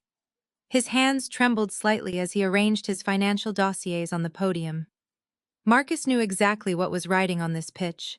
His entire life depended on securing this $5 million venture capital seed round. He needed this cash injection to quietly erase the $250,000 he had stolen from my accounts. He needed it to wipe out the fraudulent $1 million commercial loan he had secured by forging my signature. He believed that if he could just get through the next 60 minutes, he would walk away a rich man, free to serve me with divorce papers and leave me bankrupt. At the opposite end of the long table sat Vivian Sterling. She looked terrifyingly elegant, her sharp eyes scanning the documents in front of her. Flanking her were 4 other elite board members, all billionaire investors who did not tolerate foolishness or wasted time. Vivienne tapped her gold pen against the mahogany table, calling the room to order. The sharp sound echoed like a gunshot, making Connor flinch. "We have a tight schedule this morning," Vivienne announced, her voice echoing with absolute authority. "We will begin the preliminary pitch now. However, any final decision regarding a $5 million capital allocation requires unanimous board approval. We are currently waiting on our head of risk crisis management to arrive. She holds the ultimate veto power on this transaction. You may begin your presentation, but be advised that she will dissect every financial claim you make the moment she steps through those doors." Connor flashed a greasy, overconfident smile. He clearly believed his white privilege and his arsenal of Silicon Valley buzzwords would be enough to charm anyone who walked into the room. He clicked his presentation remote, and a sleek, meaningless logo for Apex Innovations flashed onto the massive screen behind him. "Thank you, Vivienne." Connor began, his voice dripping with unearned bravado. "We are not worried about the risk assessment. Apex Innovations is completely disrupting the supply chain liquidity market. We are leveraging synergistic blockchain architecture to create seamless peer-to-peer asset management. We are not just a company, we are a macroeconomic revolution." The board members stared at him with blank, unamused expressions. They were financial predators, and they could smell blood in the water. Connor swallowed hard and gestured wildly to Marcus. "I will let my chief financial officer break down the revenue projections," Connor said eagerly, passing the spotlight to his partner in crime. Marcus stepped up to the podium. He puffed out his chest, attempting to channel his usual domineering patriarch persona. He began spouting fabricated numbers, presenting wildly inflated growth margins and fictitious user acquisition costs. He lied with the smooth, practiced ease of a man who had spent his entire life manipulating everyone around him. He presented his stolen money as legitimate seed capital. He presented my forged loan as secured institutional backing. He thought he was brilliant. I thought he was untouchable. Then the heavy double doors of the boardroom swung open. The thick hinges groaned softly, cutting right through Marcus as he spoke. He stopped mid-sentence, annoyance flashing across his face. He turned toward the entrance, likely expecting a stuffy, elderly corporate auditor holding a clipboard. Instead, he saw me. I walked through the boardroom doors wearing my armor. My midnight blue designer suit was tailored to absolute perfection, projecting an aura of lethal, uncompromising power. My heels clicked rhythmically against the polished floor, the sound echoing like a ticking clock counting down the final seconds of their fraudulent lives. My posture was flawless. My expression was colder than the air conditioning pumping through the room. Marcus lost all color in his face. His jaw went slack and his eyes widened in sheer, unadulterated horror. He stared at me as if I were a ghost rising from the grave. His brain completely short-circuited. He thought I was the submissive, ignorant wife he had bullied at his mother's house just yesterday. He thought I was the woman he was preparing to leave penniless. Seeing me here in this fortress of wealth completely shattered his reality. For a brief delusional second, Marcus tried to salvage his dominance. He stepped away from the podium and marched toward me, his face twisting into an ugly, controlling scowl. "Valerie, what the hell are you doing here?" Marcus hissed under his breath, his voice trembling with panicked rage. "Have you lost your mind? Get out of this building right now before you ruin my career." I did not break my stride. I did not blink. I looked right through him as if he were nothing but a stain on the glass walls. I walked straight past his outstretched hand, ignoring his frantic whispered threats. I glided past the guest seat area, commanding the attention of every single billionaire in the room. I walked to the absolute head of the massive mahogany table. I pulled out the heavy leather executive chair directly to the right of Vivienne Sterling and sat down. A junior corporate assistant immediately rushed forward. She placed a thick, polished brass nameplate perfectly centered on the table in front of me. The heavy brass gleamed under the chandelier lights. The engraved black letters were impossible to misread. Valerie, Head of Risk Crisis Management. The silence in the room became an actual physical weight. Connor dropped his presentation remote. It hit the floor, scattering batteries across the carpet. Marcus stopped breathing entirely, his body paralyzed in the center of the room. The trap had officially snapped shut. Connor scrambled to pick up the batteries. His hands were shaking so violently he could barely grasp the small plastic cylinders from the plush corporate carpet. He shoved them back into the remote and stood up.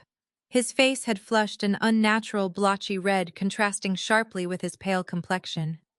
He looked at me, then looked at Vivian, and then looked directly at the other white male board members in the room, desperately seeking a lifeline of solidarity. "Well," Connor stammered, letting out a high-pitched, nervous laugh that bounced off the soundproof glass. "I guess we really like to keep business in the family. It is a small world."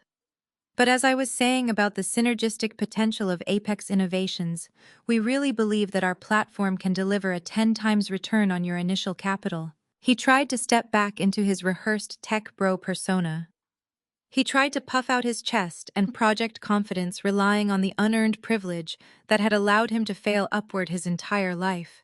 He completely ignored me, keeping his eyes glued to the men at the table, as if my presence as the head of risk crisis management was just a minor clerical error he could simply talk over. I raised my hand. The gesture was slight, but it carried the absolute weight of my authority. "Connor," I said, my voice slicing through his pathetic pitch like a surgical scalpel. "Stop talking. Hand me the presentation remote." Connor froze mid-sentence. He blinked rapidly, his arrogant facade crumbling as he looked at the clicker in his hand. He looked at Marcus for backup, but Marcus was entirely incapacitated. My husband was gripping the wooden podium so hard his knuckles were white, his eyes fixed on my brass nameplate as if it were a venomous snake preparing to strike. I did not wait for Connor to comply. I stood up from my leather chair, smoothed the front of my midnight blue jacket, and walked calmly to the front of the boardroom. I reached out and took the remote directly from his sweaty, trembling fingers. I stepped up to the main console and plugged my encrypted drive into the projection system. The massive screen behind us flickered. The meaningless, sleek logo for Apex Innovations vanished. In its place, a dense, highly detailed forensic financial spreadsheet illuminated the room in stark black and white. "Ladies and gentlemen of the board," I announced, turning to face the elite investors. "I apologize for the interruption to your morning schedule. However, as your lead risk assessor, it is my fiduciary duty to protect Sterling Holdings from catastrophic liabilities. What you are looking at today is not a disruptive supply chain company. You are looking at a masterclass in federal wire fraud." I clicked the remote. The screen zoomed in on a specific block of transactions, highlighting the numbers in bright red. 2 weeks ago. I continued pacing slowly in front of the screen, my voice echoing with icy corporate precision. $250,000 was systematically drained from a high-yield emergency asset fund that I personally underwrite. As you can see on the screen, the funds were routed through the Apex Innovations corporate account. From there, they did not go toward software development or beta testing. They were immediately wired to a series of offshore accounts registered in Antigua. Connor let out a strangled gasp. "Valerie, you cannot just show this," he pleaded, stepping forward, his voice cracking. "It is an accounting oversight. We had a contractor issue. You do not understand the macro strategy here." I did not even look at him. I clicked the remote again. The screen shifted to display the receiving accounts along with cross-referenced digital footprints. "These offshore accounts do not belong to tech contractors," I stated smoothly, looking directly at Vivian Sterling, who was watching me with absolute predatory fascination. "These accounts belong to unregulated high-stakes sports betting syndicates. Connor Miller is not a venture capitalist. He is a degenerate gambler attempting to use your $5 million seed round to pay off illicit debts before his bookies break his legs." A collective murmur of disgust rippled through the board members. One of the billionaires at the table took off his reading glasses and tossed them onto the table, glaring at Connor with pure contempt. Marcus finally found his voice. It was a weak, pathetic croak. "Valerie, please," he begged, stepping away from the podium. His imposing patriarch act was completely dead. He looked like a terrified child. "You are destroying my career. We can fix this at home. We can talk about this." I turned my cold, unblinking gaze to the man I had married. The man who had locked my credit card to teach me a lesson. The man who had planned to serve me with divorce papers and leave me bankrupt. "We are far beyond talking at home, Marcus," I said. "Because stealing $250,000 from your wife to cover your brother-in-law's Gambling debts was not enough for you, was it? You needed more capital to keep the shell game alive. I aimed the remote at the screen and clicked one final time. The gambling ledgers vanished. In their place, a high-resolution scan of a commercial loan application appeared on the massive display. I highlighted the collateral section and the signature line at the very bottom of the document. This, I announced, my voice dropping to a low, terrifying register, is a $1 million commercial line of credit secured through a Tier 1 financial institution just 4 days ago. The collateral listed on this document is a media holding company, a company that belongs entirely to me. And the signature you see at the bottom of this page is a Class 3 felony forgery executed by my husband Marcus. The silence in the boardroom was absolute. The air felt thick enough to cut with a knife. Marcus used my company as a sacrificial lamb. I explained to the board, breaking down the mechanics of his crime step by step. His strategy was to secure your $5 million investment today.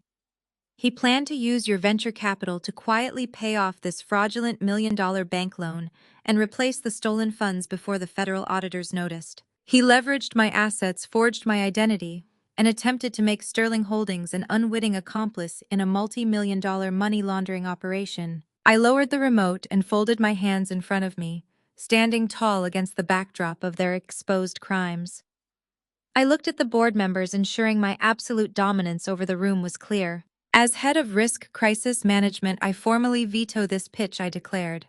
I also recommend that Sterling Holdings immediately flag these individuals to our institutional partners across the sector. Connor stumbled backward, hitting the edge of the conference table. He grabbed his chest, hyperventilating, his eyes darting wildly around the room. Marcus just stared at me, tears welling in his eyes, his shoulders slumped in total defeat.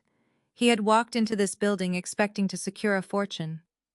Instead, he was standing in the wreckage of his entire life, completely exposed, entirely powerless, and acutely aware that I was the one holding the match. Connor pushed himself off the conference table.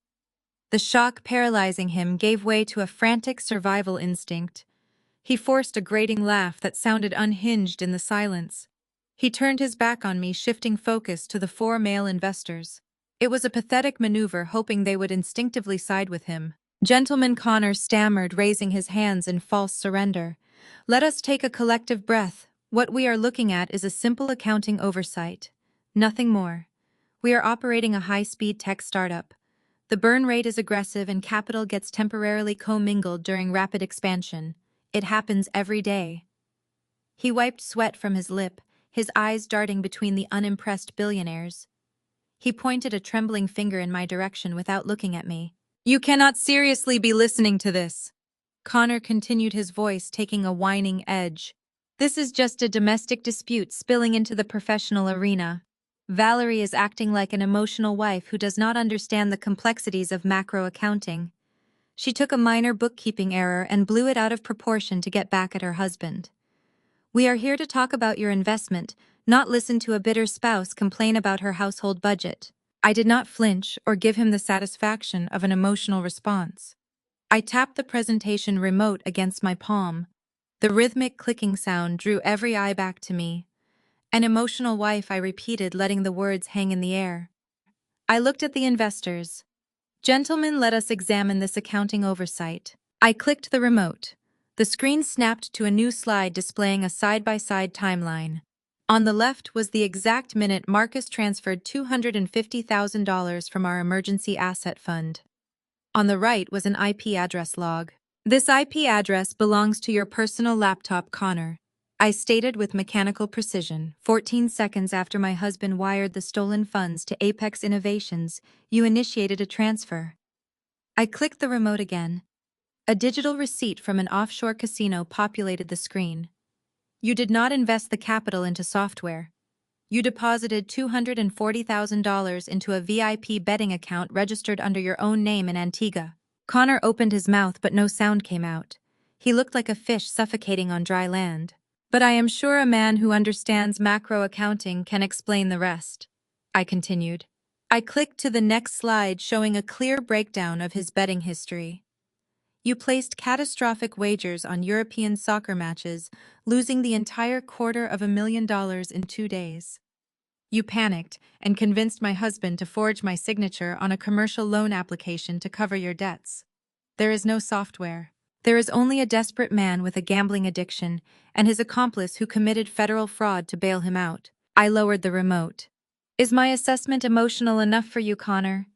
The silence was absolute. Connor stood completely paralyzed. The older male investors stared at him with pure revulsion. They ruthlessly managed billions of dollars.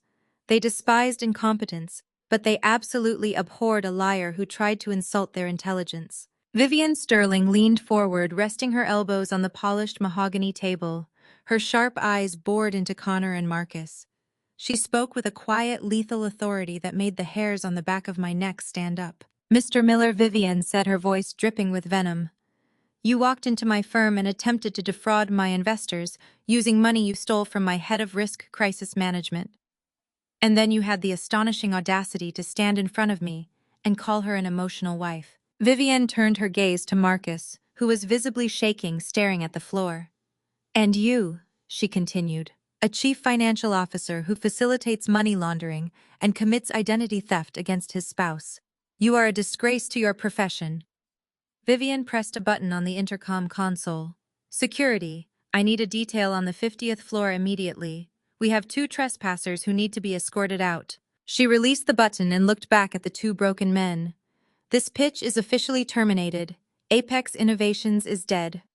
Furthermore, as of this exact second, both of your names are being added to our institutional blacklist. I am notifying every venture capital firm, commercial bank, and corporate board in the Southeast.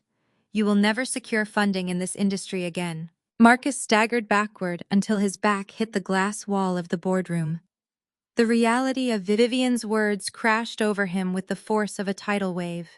He was a man whose entire identity was built on his corporate title and financial prestige. He spent his life stepping on others to climb the ladder, desperate to prove his dominance to his mother and peers. Now he was branded a thief, a fraud, and a massive liability by the most powerful investor in Atlanta. His career as a chief financial officer was instantly, permanently, and irrevocably dead. He would be stripped of his licenses. No reputable firm would ever hire him to manage a petty cash drawer, let alone a corporate portfolio. 2 heavily built security guards stepped through the boardroom doors, their expressions stern and uncompromising. Gentlemen, one of the guards said, gesturing toward the exit. It is time to leave. Connor looked at me, a pathetic whimper escaping his throat. Marcus could not even lift his head. The guards grabbed them by the arms, hauling them toward the elevators. I remained seated at the head of the table, perfectly composed, watching as the men who had tried to destroy me were dragged out of the room. The trap worked flawlessly, but the day was far from over. They were heading home to panic, and I was going to be waiting for them when they arrived. The descent in the executive elevator felt like a free fall into hell for Marcus and Connor.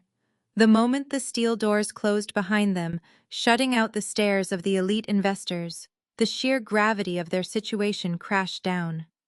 Connor collapsed against the handrail, clutching his chest as he hyperventilated. Marcus paced the small enclosed space like a trapped animal, pulling aggressively at his tailored tie until the silk knot came undone. They burst into the main lobby and sprinted past the security desks, ignoring the startled looks of the corporate staff. Outside, the blinding heat of the Atlanta morning hit them. Marcus fumbled wildly with his keys, unlocking his luxury sedan, parked in the VIP loading zone. Connor scrambled into the passenger seat, his hands shaking so badly he could barely fasten his seatbelt. Marcus slammed his foot on the accelerator, tearing out of the parking garage with the tires screeching loudly against the concrete. "We have to move," Marcus shouted, his voice a frantic, desperate bark. "She is going to sue us. She is going to freeze every single liquid asset we have." Connor buried his face in his hands, rocking back and forth. "She has the audit logs, Marcus. She knows about the offshore accounts in Antigua. She has the IP addresses. We are dead. It is over." "Shut up and let me think!" Marcus roared, slamming his hand against the steering wheel as he aggressively wove through the heavy downtown traffic. He ran a yellow light driven by pure, unadulterated terror. "It is just a civil lawsuit. We can hide the physical assets. We can transfer the remaining liquidity to my mother's name. Valerie cannot touch Patricia's accounts without a court order, and that takes days to process. We need to get to my mother's house right now. We need the secure laptops. Marcus was operating under a fatal delusion. He genuinely believed he was in a race against a team of aggressive divorce lawyers. He thought he still had a narrow window of opportunity to outsmart me by shifting money through his mother's high society accounts. He had absolutely no idea that civil litigation was the least of his problems. They tore through the manicured tree-lined streets of Buckhead, speeding past sprawling estates and private tennis courts. Marcus did not even wait for the heavy wrought iron gates of Patricia's exclusive community to fully open before gunning the engine and squeezing his sedan through the gap.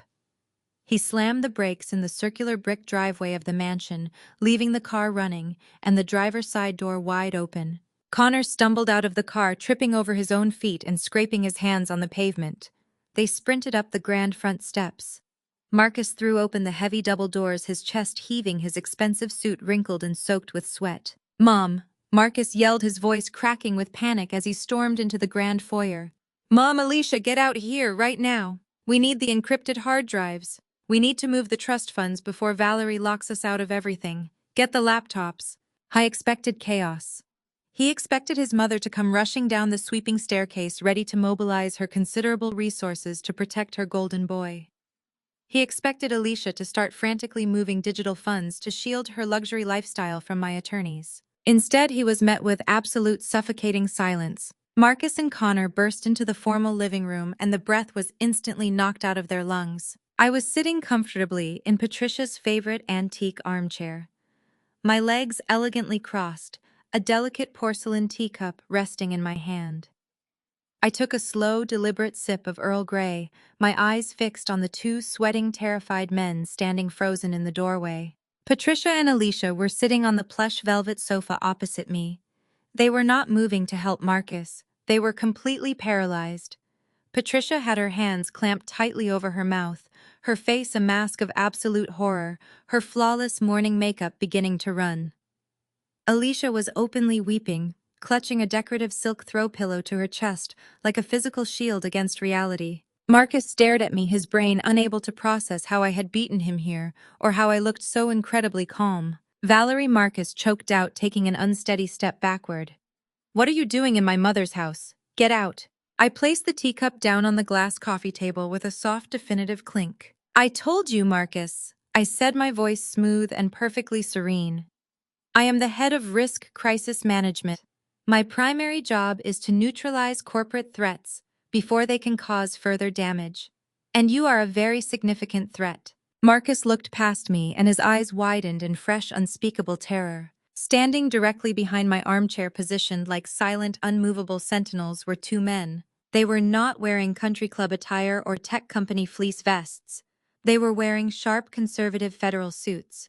Their postures were rigid, their expressions utterly devoid of sympathy.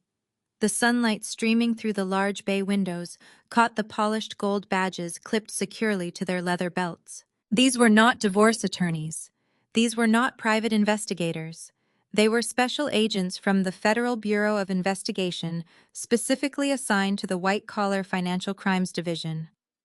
I had given my security chief the green light, the exact moment Marcus tried to defend his fake revenue projections in the boardroom. The federal trap had been waiting here in this opulent living room the entire time. "Marcus," Patricia whispered, her voice trembling so violently she could barely form the words. "Marcus, what did you do?" Connor let out a pathetic, high-pitched whimper and sank to his knees right there on the expensive Persian rug. He covered his face with his shaking hands, sobbing uncontrollably. The reality of federal prison had finally pierced through his arrogant delusion. Marcus stood completely frozen, his eyes darting frantically from the gold federal badges to his weeping mother, and finally back to me. The domineering patriarch, the man who had locked my credit card just to teach me a lesson about obedience, was entirely gone. He was nothing but a cornered thief staring in absolute dread at the architect of his destruction. The frozen silence in the living room shattered the moment Patricia finally found her voice. She jumped up from the velvet sofa, her face twisting into a mask of pure, unadulterated hatred. She pointed a trembling, manicured finger directly at my face. You viper! Patricia screamed, the sound tearing through the elegant room. You vindictive, jealous viper. You set this up. You intentionally destroyed my perfect family because you could never fit into our world. You could never handle the fact that my son is a brilliant financial mind and you are just a nobody. I did not raise my voice. I did not even stand up. I simply unclasped the gold lock on my structured leather briefcase resting beside my chair. I reached inside and pulled out a thick stack of legal documents bearing the unmistakable red seals of the United States Department of Justice. I tossed the documents onto the glass coffee table. They landed with a heavy, satisfying slap right next to my teacup. I did not destroy your family, Patricia, I said, keeping my voice dangerously quiet. I am simply the one handing you the bill. Those are federal asset seizure warrants. I highly suggest you read them carefully. Alicia leaned forward, her hands shaking violently as she grabbed the top document. Her eyes scanned the dense legal jargon, and a fresh wave of hysterical tears burst from her chest. She dropped the paper back onto the table as if it had physically burned her skin. Your brilliant son, and your arrogant son, in law, did not just steal cash from my personal accounts. Accounts, I explained, looking directly into Patricia's terrified eyes. They secured a fraudulent $1 million commercial loan using forged signatures and stolen corporate collateral. And do you know what they did with that dirty money, Patricia? They used it to inflate your entire lifestyle. They funneled those illicit funds through a network of untraceable shell companies to pay the mortgage on this exact mansion. They used it to buy Alicia her brand new luxury SUV. They used stolen capital to keep you sitting comfortably in your country club pretending you are royalty. Patricia looked around her lavish living room, breathing heavily, as the devastating reality set in. Every piece of antique furniture, every crystal chandelier, the very roof over her head, was now officially classified as federal evidence. The federal government does not take kindly to money laundering. I continued, my voice entirely devoid of pity. Since this house and the luxury cars parked in the driveway were collateralized and purchased with fraudulent funds, they are subject to immediate federal seizure. You do not own a mansion, Patricia. You are standing in an active crime scene, and by the end of the week, you are going to be completely evicted. Patricia let out a guttural, agonizing wail and collapsed back onto the sofa. The high society matriarch who had spent years mocking my clothes and belittling my career was completely destroyed, sobbing uncontrollably over her lost social status. Alicia curled into a tight ball beside her, weeping loudly over her repossessed luxury life, screaming about what her friends at the country club would say when the federal tow trucks arrived. The senior federal agent stepped forward, his polished shoes loud against the hardwood floor. He bypassed the crying women and walked straight toward Connor, who was still kneeling on the Persian rug in a puddle of his own tears. Connor Miller, the agent, said, his voice a sharp, uncompromising bark of authority. Stand up and place your hands behind your back. Connor did not stand. He could not.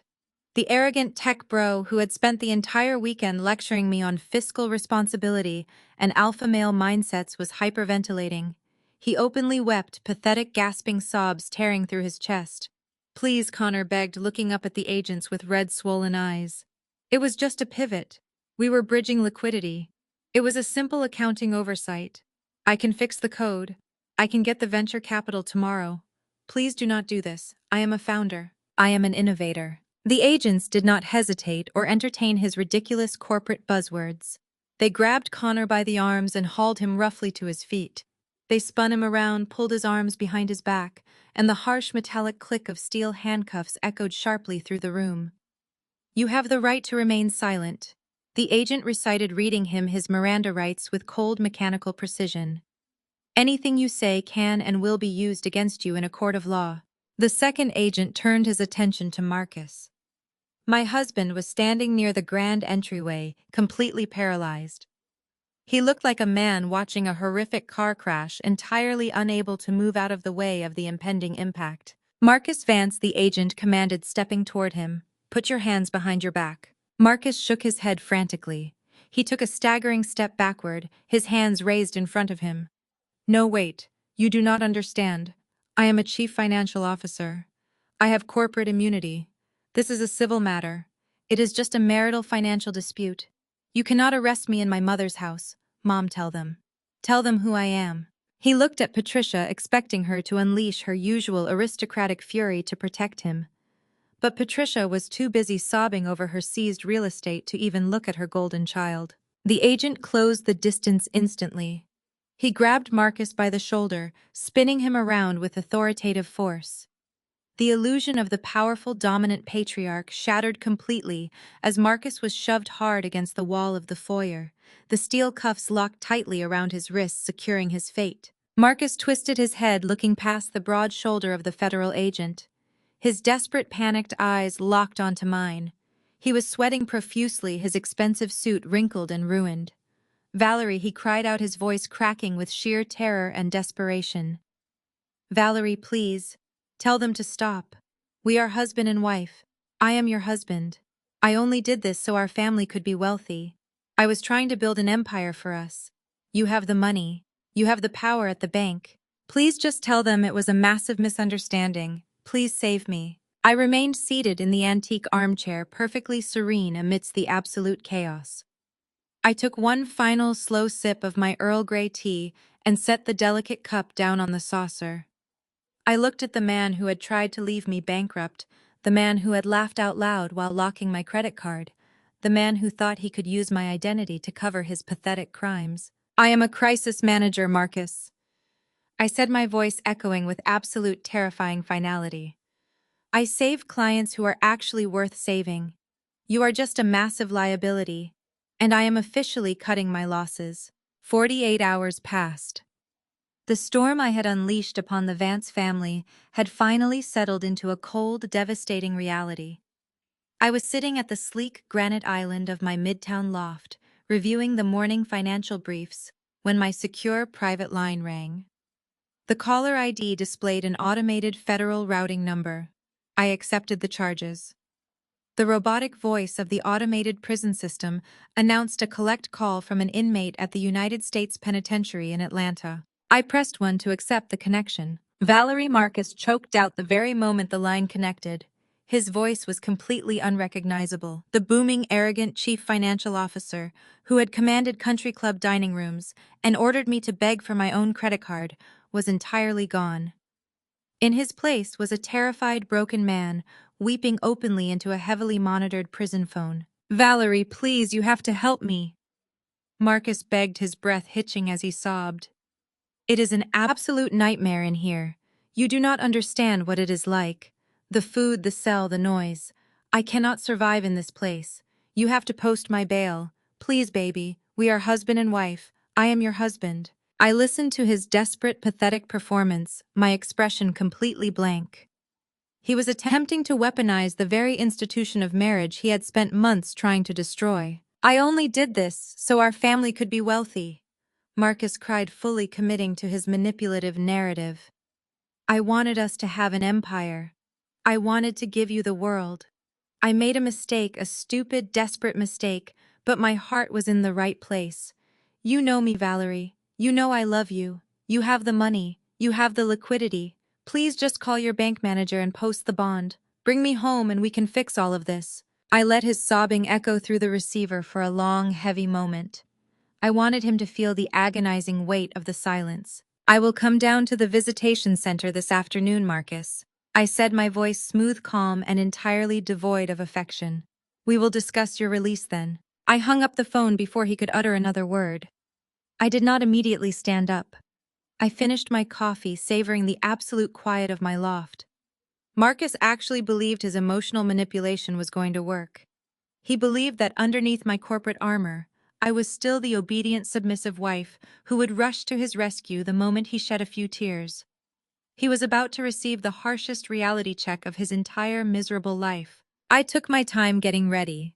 I chose a tailored bone-white designer suit, the exact color of fresh snow, and paired it with a pristine silk blouse. I wanted to look completely untouched by the wreckage he had caused. I wanted him to see what true unbothered wealth looked like while he sat in a cage wearing a scratchy, oversized orange jumpsuit. The Federal Visitation Center in downtown Atlanta was a bleak, sterile facility. The air smelled of industrial bleach and stale coffee. I bypassed the weeping families and anxious spouses in the waiting area, using my corporate attorney credentials to secure an immediate private consultation booth. The guard escorted me into a small windowless room divided entirely by a thick pane of bulletproof glass. I sat down in the rigid metal chair and placed my structured leather briefcase on the narrow ledge. A moment later, the heavy steel door on the opposite side of the glass clanked open. A guard led Marcus into the booth. He looked absolutely horrific. The sharp, meticulously groomed executive was gone. His posture was hunched. His eyes were sunken, surrounded by dark purple bags from 48 hours of sheer terror and sleep deprivation.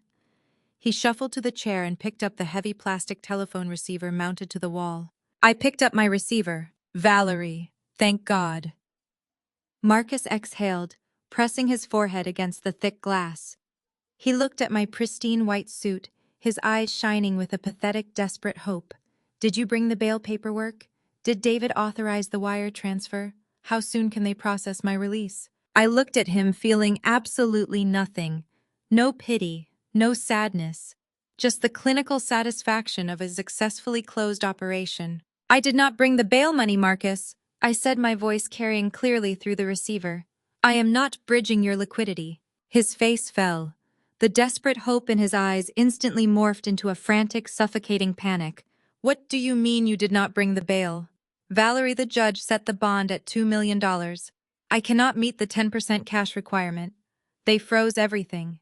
You are the only one who can get me out of here. You promised you were coming down here to discuss my release. I did come to discuss your release, I corrected smoothly. I am just releasing you in a slightly different manner than you expected. I unclasped the gold lock on my briefcase. I pulled out a thick, heavy manila envelope. I slid it carefully through the narrow stainless steel transfer slot at the bottom of the bulletproof glass. Marcus dropped his receiver, letting it dangle by its metal cord. He lunged for the envelope, his trembling fingers ripping it open. He clearly believed it was some kind of legal defense strategy, a brilliant corporate maneuver drafted by my crisis management team to save him from federal prosecution. He pulled out the crisp white documents. His eyes scanned the bold black text at the top of the first page. He stopped breathing. Those are pre-signed divorce papers, Marcus, I said, speaking into the receiver so my voice would echo in his ear. I took the liberty of executing the exact same aggressive exit strategy you were planning to use against me. Did you really think you could secretly retain a discount divorce lawyer in Atlanta without my crisis management firm flagging the consultation? Your plan to push that fake startup pitch, saddle my company with fraudulent debt and serve me with divorce papers was cute. But you brought a butter knife to a corporate war. You are officially receiving nothing. No alimony, no assets, no access to my corporate holdings. You are leaving this marriage with the exact same amount of dignity you showed me at the bakery. 0. Marcus flipped to the second stack of documents, his hands shaking so violently the papers rattled against the metal ledge. And the second document, I continued, my tone completely merciless, is a massive civil lawsuit. I am suing you for the original $250,000 you stole from my emergency asset fund, plus a very aggressive calculation of punitive damages for business interference and emotional distress. By the time the federal government is finished prosecuting you for wire fraud and identity theft, my civil attorneys will have stripped away whatever microscopic pennies you managed to hide. Marcus stared at the papers. The illusion of his power, his wealth, and his future had been entirely eradicated. He looked up at me, his face twisting into a mask of pure, unadulterated anguish. He opened his mouth to speak, to beg, to scream, but he could not find his voice. The reality of his complete destruction had finally paralyzed him. I placed my receiver back on the hook. I stood up, smoothed the pristine fabric of my white suit, and picked up my briefcase. I did not say goodbye. I turned my back on the man who had tried to break me, leaving him trapped behind bulletproof glass, drowning in the absolute certainty that he had ruined his own life. I walked out of the visitation center, the heavy steel doors locking shut behind me with a resounding thud. As I stepped out into the blinding Atlanta afternoon, the pristine quiet I had cultivated inside the prison vanished entirely. The broad concrete plaza in front of the federal holding facility was swarming.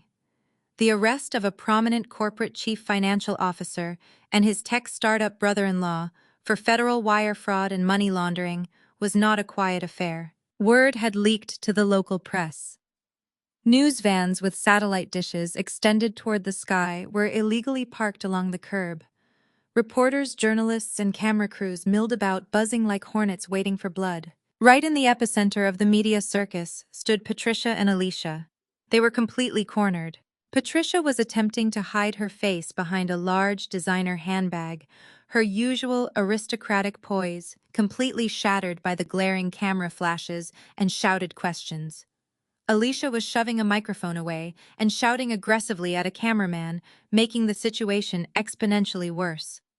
The high society facade they had spent decades carefully cultivating had crumbled into a messy, pathetic public spectacle. I stood at the top of the concrete steps, my bone-white designer suit catching the bright sunlight. I did not hide behind my briefcase. I did not cower from the cameras. I descended the steps with the calm, measured pace of an executive who owned the pavement beneath her feet. Alicia spotted me pushing through the crowd. She shoved past a reporter and stormed toward me, dragging Patricia by the arm. But Alicia was no longer the arrogant sister-in-law who had threatened to ruin my reputation in my own loft. She was thoroughly desperate. She looked disheveled, her makeup smeared down her cheeks, her expensive clothes deeply wrinkled from sleeping in austere waiting rooms. "Valerie, you have to stop this right now," Alicia demanded, though her voice lacked its usual venom. It sounded reedy, high-pitched, and entirely panicked. "The reporters are everywhere. They are calling my friends. They are calling the members of the country club. My entire life is falling apart because of your vicious vendetta. Tell them to leave us alone." Patricia hurried over, seeking the shelter of my presence, despite everything she had screamed at me just days prior in her living room. "Tell them it is a massive misunderstanding." Valerie, Patricia pleaded, her hands trembling as she grabbed my arm. "Use your crisis management firm to spin this narrative. Issue a press release. We are the Vance family. We cannot be seen like this on the evening news. We will be ruined in Atlanta society." I stopped walking and calmly removed Patricia's shaking hand from my sleeve. I looked at the two women with absolute clinical detachment. "You are already ruined, Patricia," I said, my voice projecting clearly and steadily over the ambient noise of the reporters.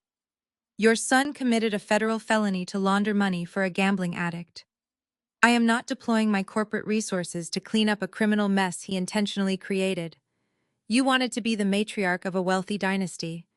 This is what your dynasty looks like in the daylight." Alicia's eyes darted around, frantically watching the camera lenses point in our direction. "Fine, leave Marcus and Connor in there," she whispered harshly, her panic overriding any loyalty to her husband or brother. "But you have to do something about the asset seizures. They froze my personal accounts, Valerie. My cards are declining at the grocery store. You have the money, you have the authority at the bank, you can unfreeze them. At the very least, you have to lift the federal lien on my Porsche Macan." I stared at her, genuinely amazed by the sheer lack of reality she inhabited. "I have a luncheon tomorrow with the charity board," Alicia continued, her voice cracking with pathetic desperation. "I cannot show up in an Uber. I cannot look poor in front of my friends. They will tear me apart. Please, Valerie, just release the car. I need the car." She was actually begging for a luxury vehicle, while her husband and brother rotted in federal holding cells, facing years in prison. It was a profound, sickening display of materialistic delusion. She cared infinitely more about the perception of wealth than the reality of her collapsing family. She would gladly let Marcus take the fall if it meant she could keep her status symbols. I did not argue with her. I did not waste my breath lecturing her on morality, loyalty, or the severe legal consequences of possessing stolen assets. I simply offered her a cold, empty smile and raised my right hand, gesturing slowly towards the street directly behind her. Alicia turned around, following the line of my gaze. Parked illegally at the edge of the plaza, right next to the swarm of local news vans, was her gleaming brand-new Porsche Macan. But it was not parked safely. Its front wheels were already hoisted high into the air. A heavy-duty commercial tow truck operating under the direct authorization of the federal asset seizure warrant was actively securing the chassis with thick steel chains. "No!" Alicia screamed, a guttural, horrifying sound that drew the immediate laser-focused attention of every single news camera on the plaza. "No, you cannot take it. That is my car. Stop right now." She lunged toward the street, her high heels catching awkwardly on the uneven concrete.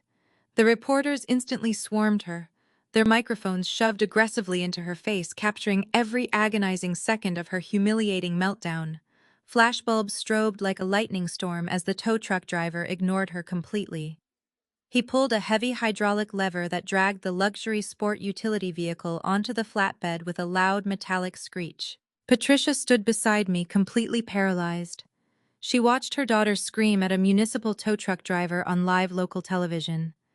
The absolute irreversible destruction of her carefully curated social empire was broadcasting in high definition to everyone in the city. The country club elite, the local politicians, the wealthy socialites she so desperately wanted to impress, were all going to watch this exact footage from the comfort of their living rooms. I watched silently as the physical manifestations of their fake wealth were literally dragged away down the street. They had spent years mocking my inexpensive clothes, insulting my practical sedan, and treating me like a charity case.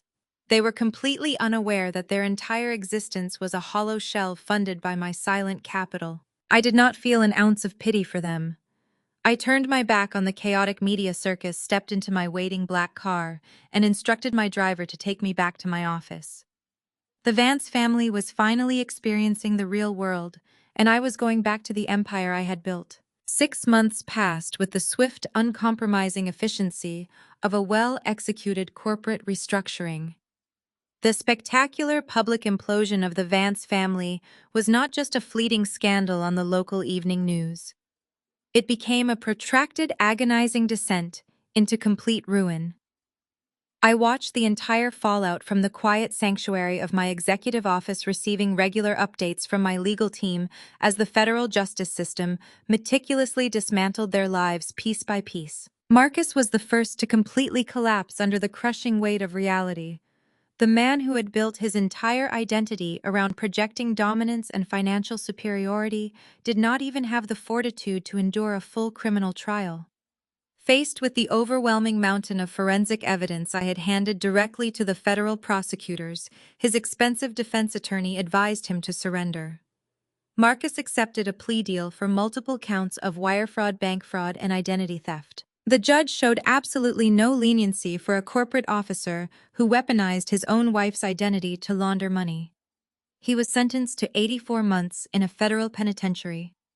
The arrogant chief financial officer, who used to command boardrooms and humiliate me over bakery bills, was now wearing a standard-issue khaki uniform, assigned to laundry duty, and living in a concrete cell smaller than my master walk-in closet. Connor fared no better. The arrogant tech bro who loved to lecture me on macroeconomics eagerly turned state evidence against Marcus the moment federal agents offered him a deal. His cowardice saved him from a lengthy prison sentence, but the Securities and Exchange Commission ensured his professional life was permanently obliterated.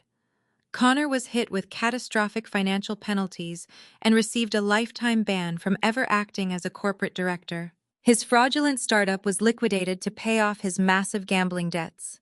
Stripped of his fake wealth, Connor was forced into the only sector that would hire a disgraced felon. Today, the man who once bragged about closing a $5 million seed round is working 40 hours a week at a retail electronics store in a dying suburban mall. He wears a cheap blue polo shirt instead of his designer fleece vests, spending his days getting yelled at by teenagers over broken cell phone screens. The financial devastation radiated outward, completely incinerating Patricia and Alicia's manufactured high society kingdom. With Marcus's assets seized and Connor's accounts drained to pay federal fines, the bank foreclosed on the sprawling suburban estate. Patricia was legally evicted from the mansion she had used as a fortress of snobbery.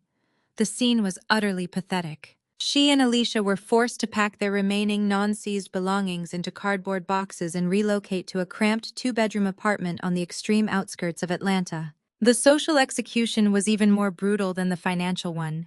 The elite black circles of Atlanta are famously unforgiving when it comes to public scandal. The country club board held an emergency meeting and formally revoked Patricia's membership, citing a severe violation of their morality clause. The wealthy socialites who used to attend her lavish dinner parties deleted her phone number. When Patricia tried to show up at a charity luncheon, hoping to leverage her old connections, she was politely but firmly turned away at the door by security. She was entirely excommunicated, banished from the world of luxury she had worshipped her entire life. Alicia was trapped in that same tiny apartment, stripped of her Porsche and her designer allowances, forced to ride the public bus to a low-level administrative job just to help her mother pay the monthly utility bills. They were living the exact life they used to mock. As for me, the removal of their toxic weight from my life acted like rocket fuel for my career. I finalized the divorce precisely on my terms, legally, severing any remaining ties to Marcus without surrendering a single dime of my assets. My crisis management firm secured 3 new multi-million-dollar contracts directly resulting from the ruthless efficiency I displayed during the Sterling Holdings incident. I was sitting at my custom marble desk on a quiet Tuesday afternoon, reviewing a lucrative merger contract, when my personal phone illuminated. I glanced at the screen and watched a steady, rapid stream of text messages flood my notification center. The messages were not from clients. They were from Marcus's extended family. These were the exact same aunts, uncles, and cousins who had sat at Patricia's anniversary party, sipping expensive champagne while laughing at my supposed financial incompetence. These were the people who had sneered at my off-the-rack linen dresses and whispered behind my back about how I was just a struggling freelancer who got lucky marrying into the wealthy Vance dynasty. Now their tone had miraculously shifted. Valerie, sweetheart, we always knew. Patricia was a toxic influence. Read a text from an aunt who had openly ignored me for 5 years. I hope you are healing. We should get lunch soon. Hey Val, just checking in on you. Read a message from a cousin who had mocked my business. Listen, I am trying to start a consulting firm and I heard your company is expanding. Could you put in a good word for me? Another message popped up from an uncle. Valerie, this whole situation with Marcus is a tragedy, but we never judged you. Actually, I am in a bit of a tight spot with my mortgage this month. Since you got everything in the divorce, I was hoping you could extend a small private loan to family. I scrolled through the pathetic, groveling messages, reading each one with a detached, clinical amusement. They had watched the news. They had seen the asset seizures. They finally realized that the wealth they had worshipped had always belonged to me, and now they were circling like desperate scavengers, hoping to secure a few scraps of the empire they had previously dismissed. They thought the biological technicality of being my former in-laws entitled them to my capital. I did not reply to the aunt offering fake sympathy. I did not respond to the cousin begging for a job. I did not engage with the uncle asking for a handout. I did not waste a single second of my extremely valuable time entertaining the delusions of people who only respected power when it was actively crushing them. I tapped the settings icon on my phone, selected the family group chat, and the individual contacts of every single relative who had ever doubted my worth. With one swift, decisive motion of my finger, I hit block all. The notifications vanished. The screen went black. The silence in my office was absolute, pure, and incredibly expensive. I set my phone down on the custom marble desk, leaving the silence of the blocked numbers behind me. I stood up and walked across the expansive length of my new executive suite. Following the fallout of the Sterling Holdings incident, my crisis management firm had experienced an unprecedented surge in high-tier corporate clients. We completely outgrew our old midtown space within 3 short months. Now I operated out of a sprawling penthouse office on the absolute top floor of one of the most prestigious commercial towers in the city. The entire space was meticulously designed to reflect absolute, uncompromising authority. The walls were lined with dark oak and floor-to-ceiling glass, offering an unobstructed panoramic view of the vibrant Atlanta skyline. I walked over to the private wet bar and poured myself a glass of vintage champagne, watching the crisp golden bubbles rise to the top of the crystal flute. I bypassed the plush leather seating area and pushed open the heavy glass doors leading out to the private balcony.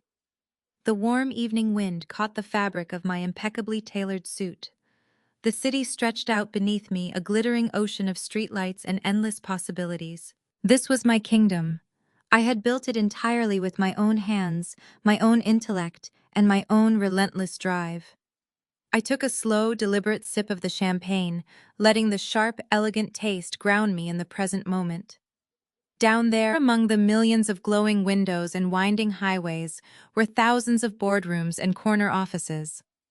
In those rooms, men like Marcus and Connor were currently pretending to be titans of industry, hiding their staggering incompetence behind aggressive jargon and unearned privilege. For years, I had willingly allowed my husband to play his pathetic little games. I had allowed him to use my silent capital to fund his incredibly fragile ego, foolishly believing that keeping the peace in our household was somehow more important than claiming my rightful place in the sun. I had watched him puff out his chest at lavish country club dinners, gladly accepting the praise and adoration that actually belonged to me.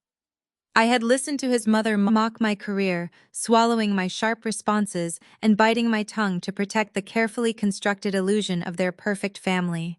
But standing here now, looking down at the magnificent empire I commanded, I realized the absolute absurdity of my past compliance. The Sterling Holdings restructuring had sent massive shockwaves through the entire southern financial sector. My firm had completely doubled in total valuation in just 6 months.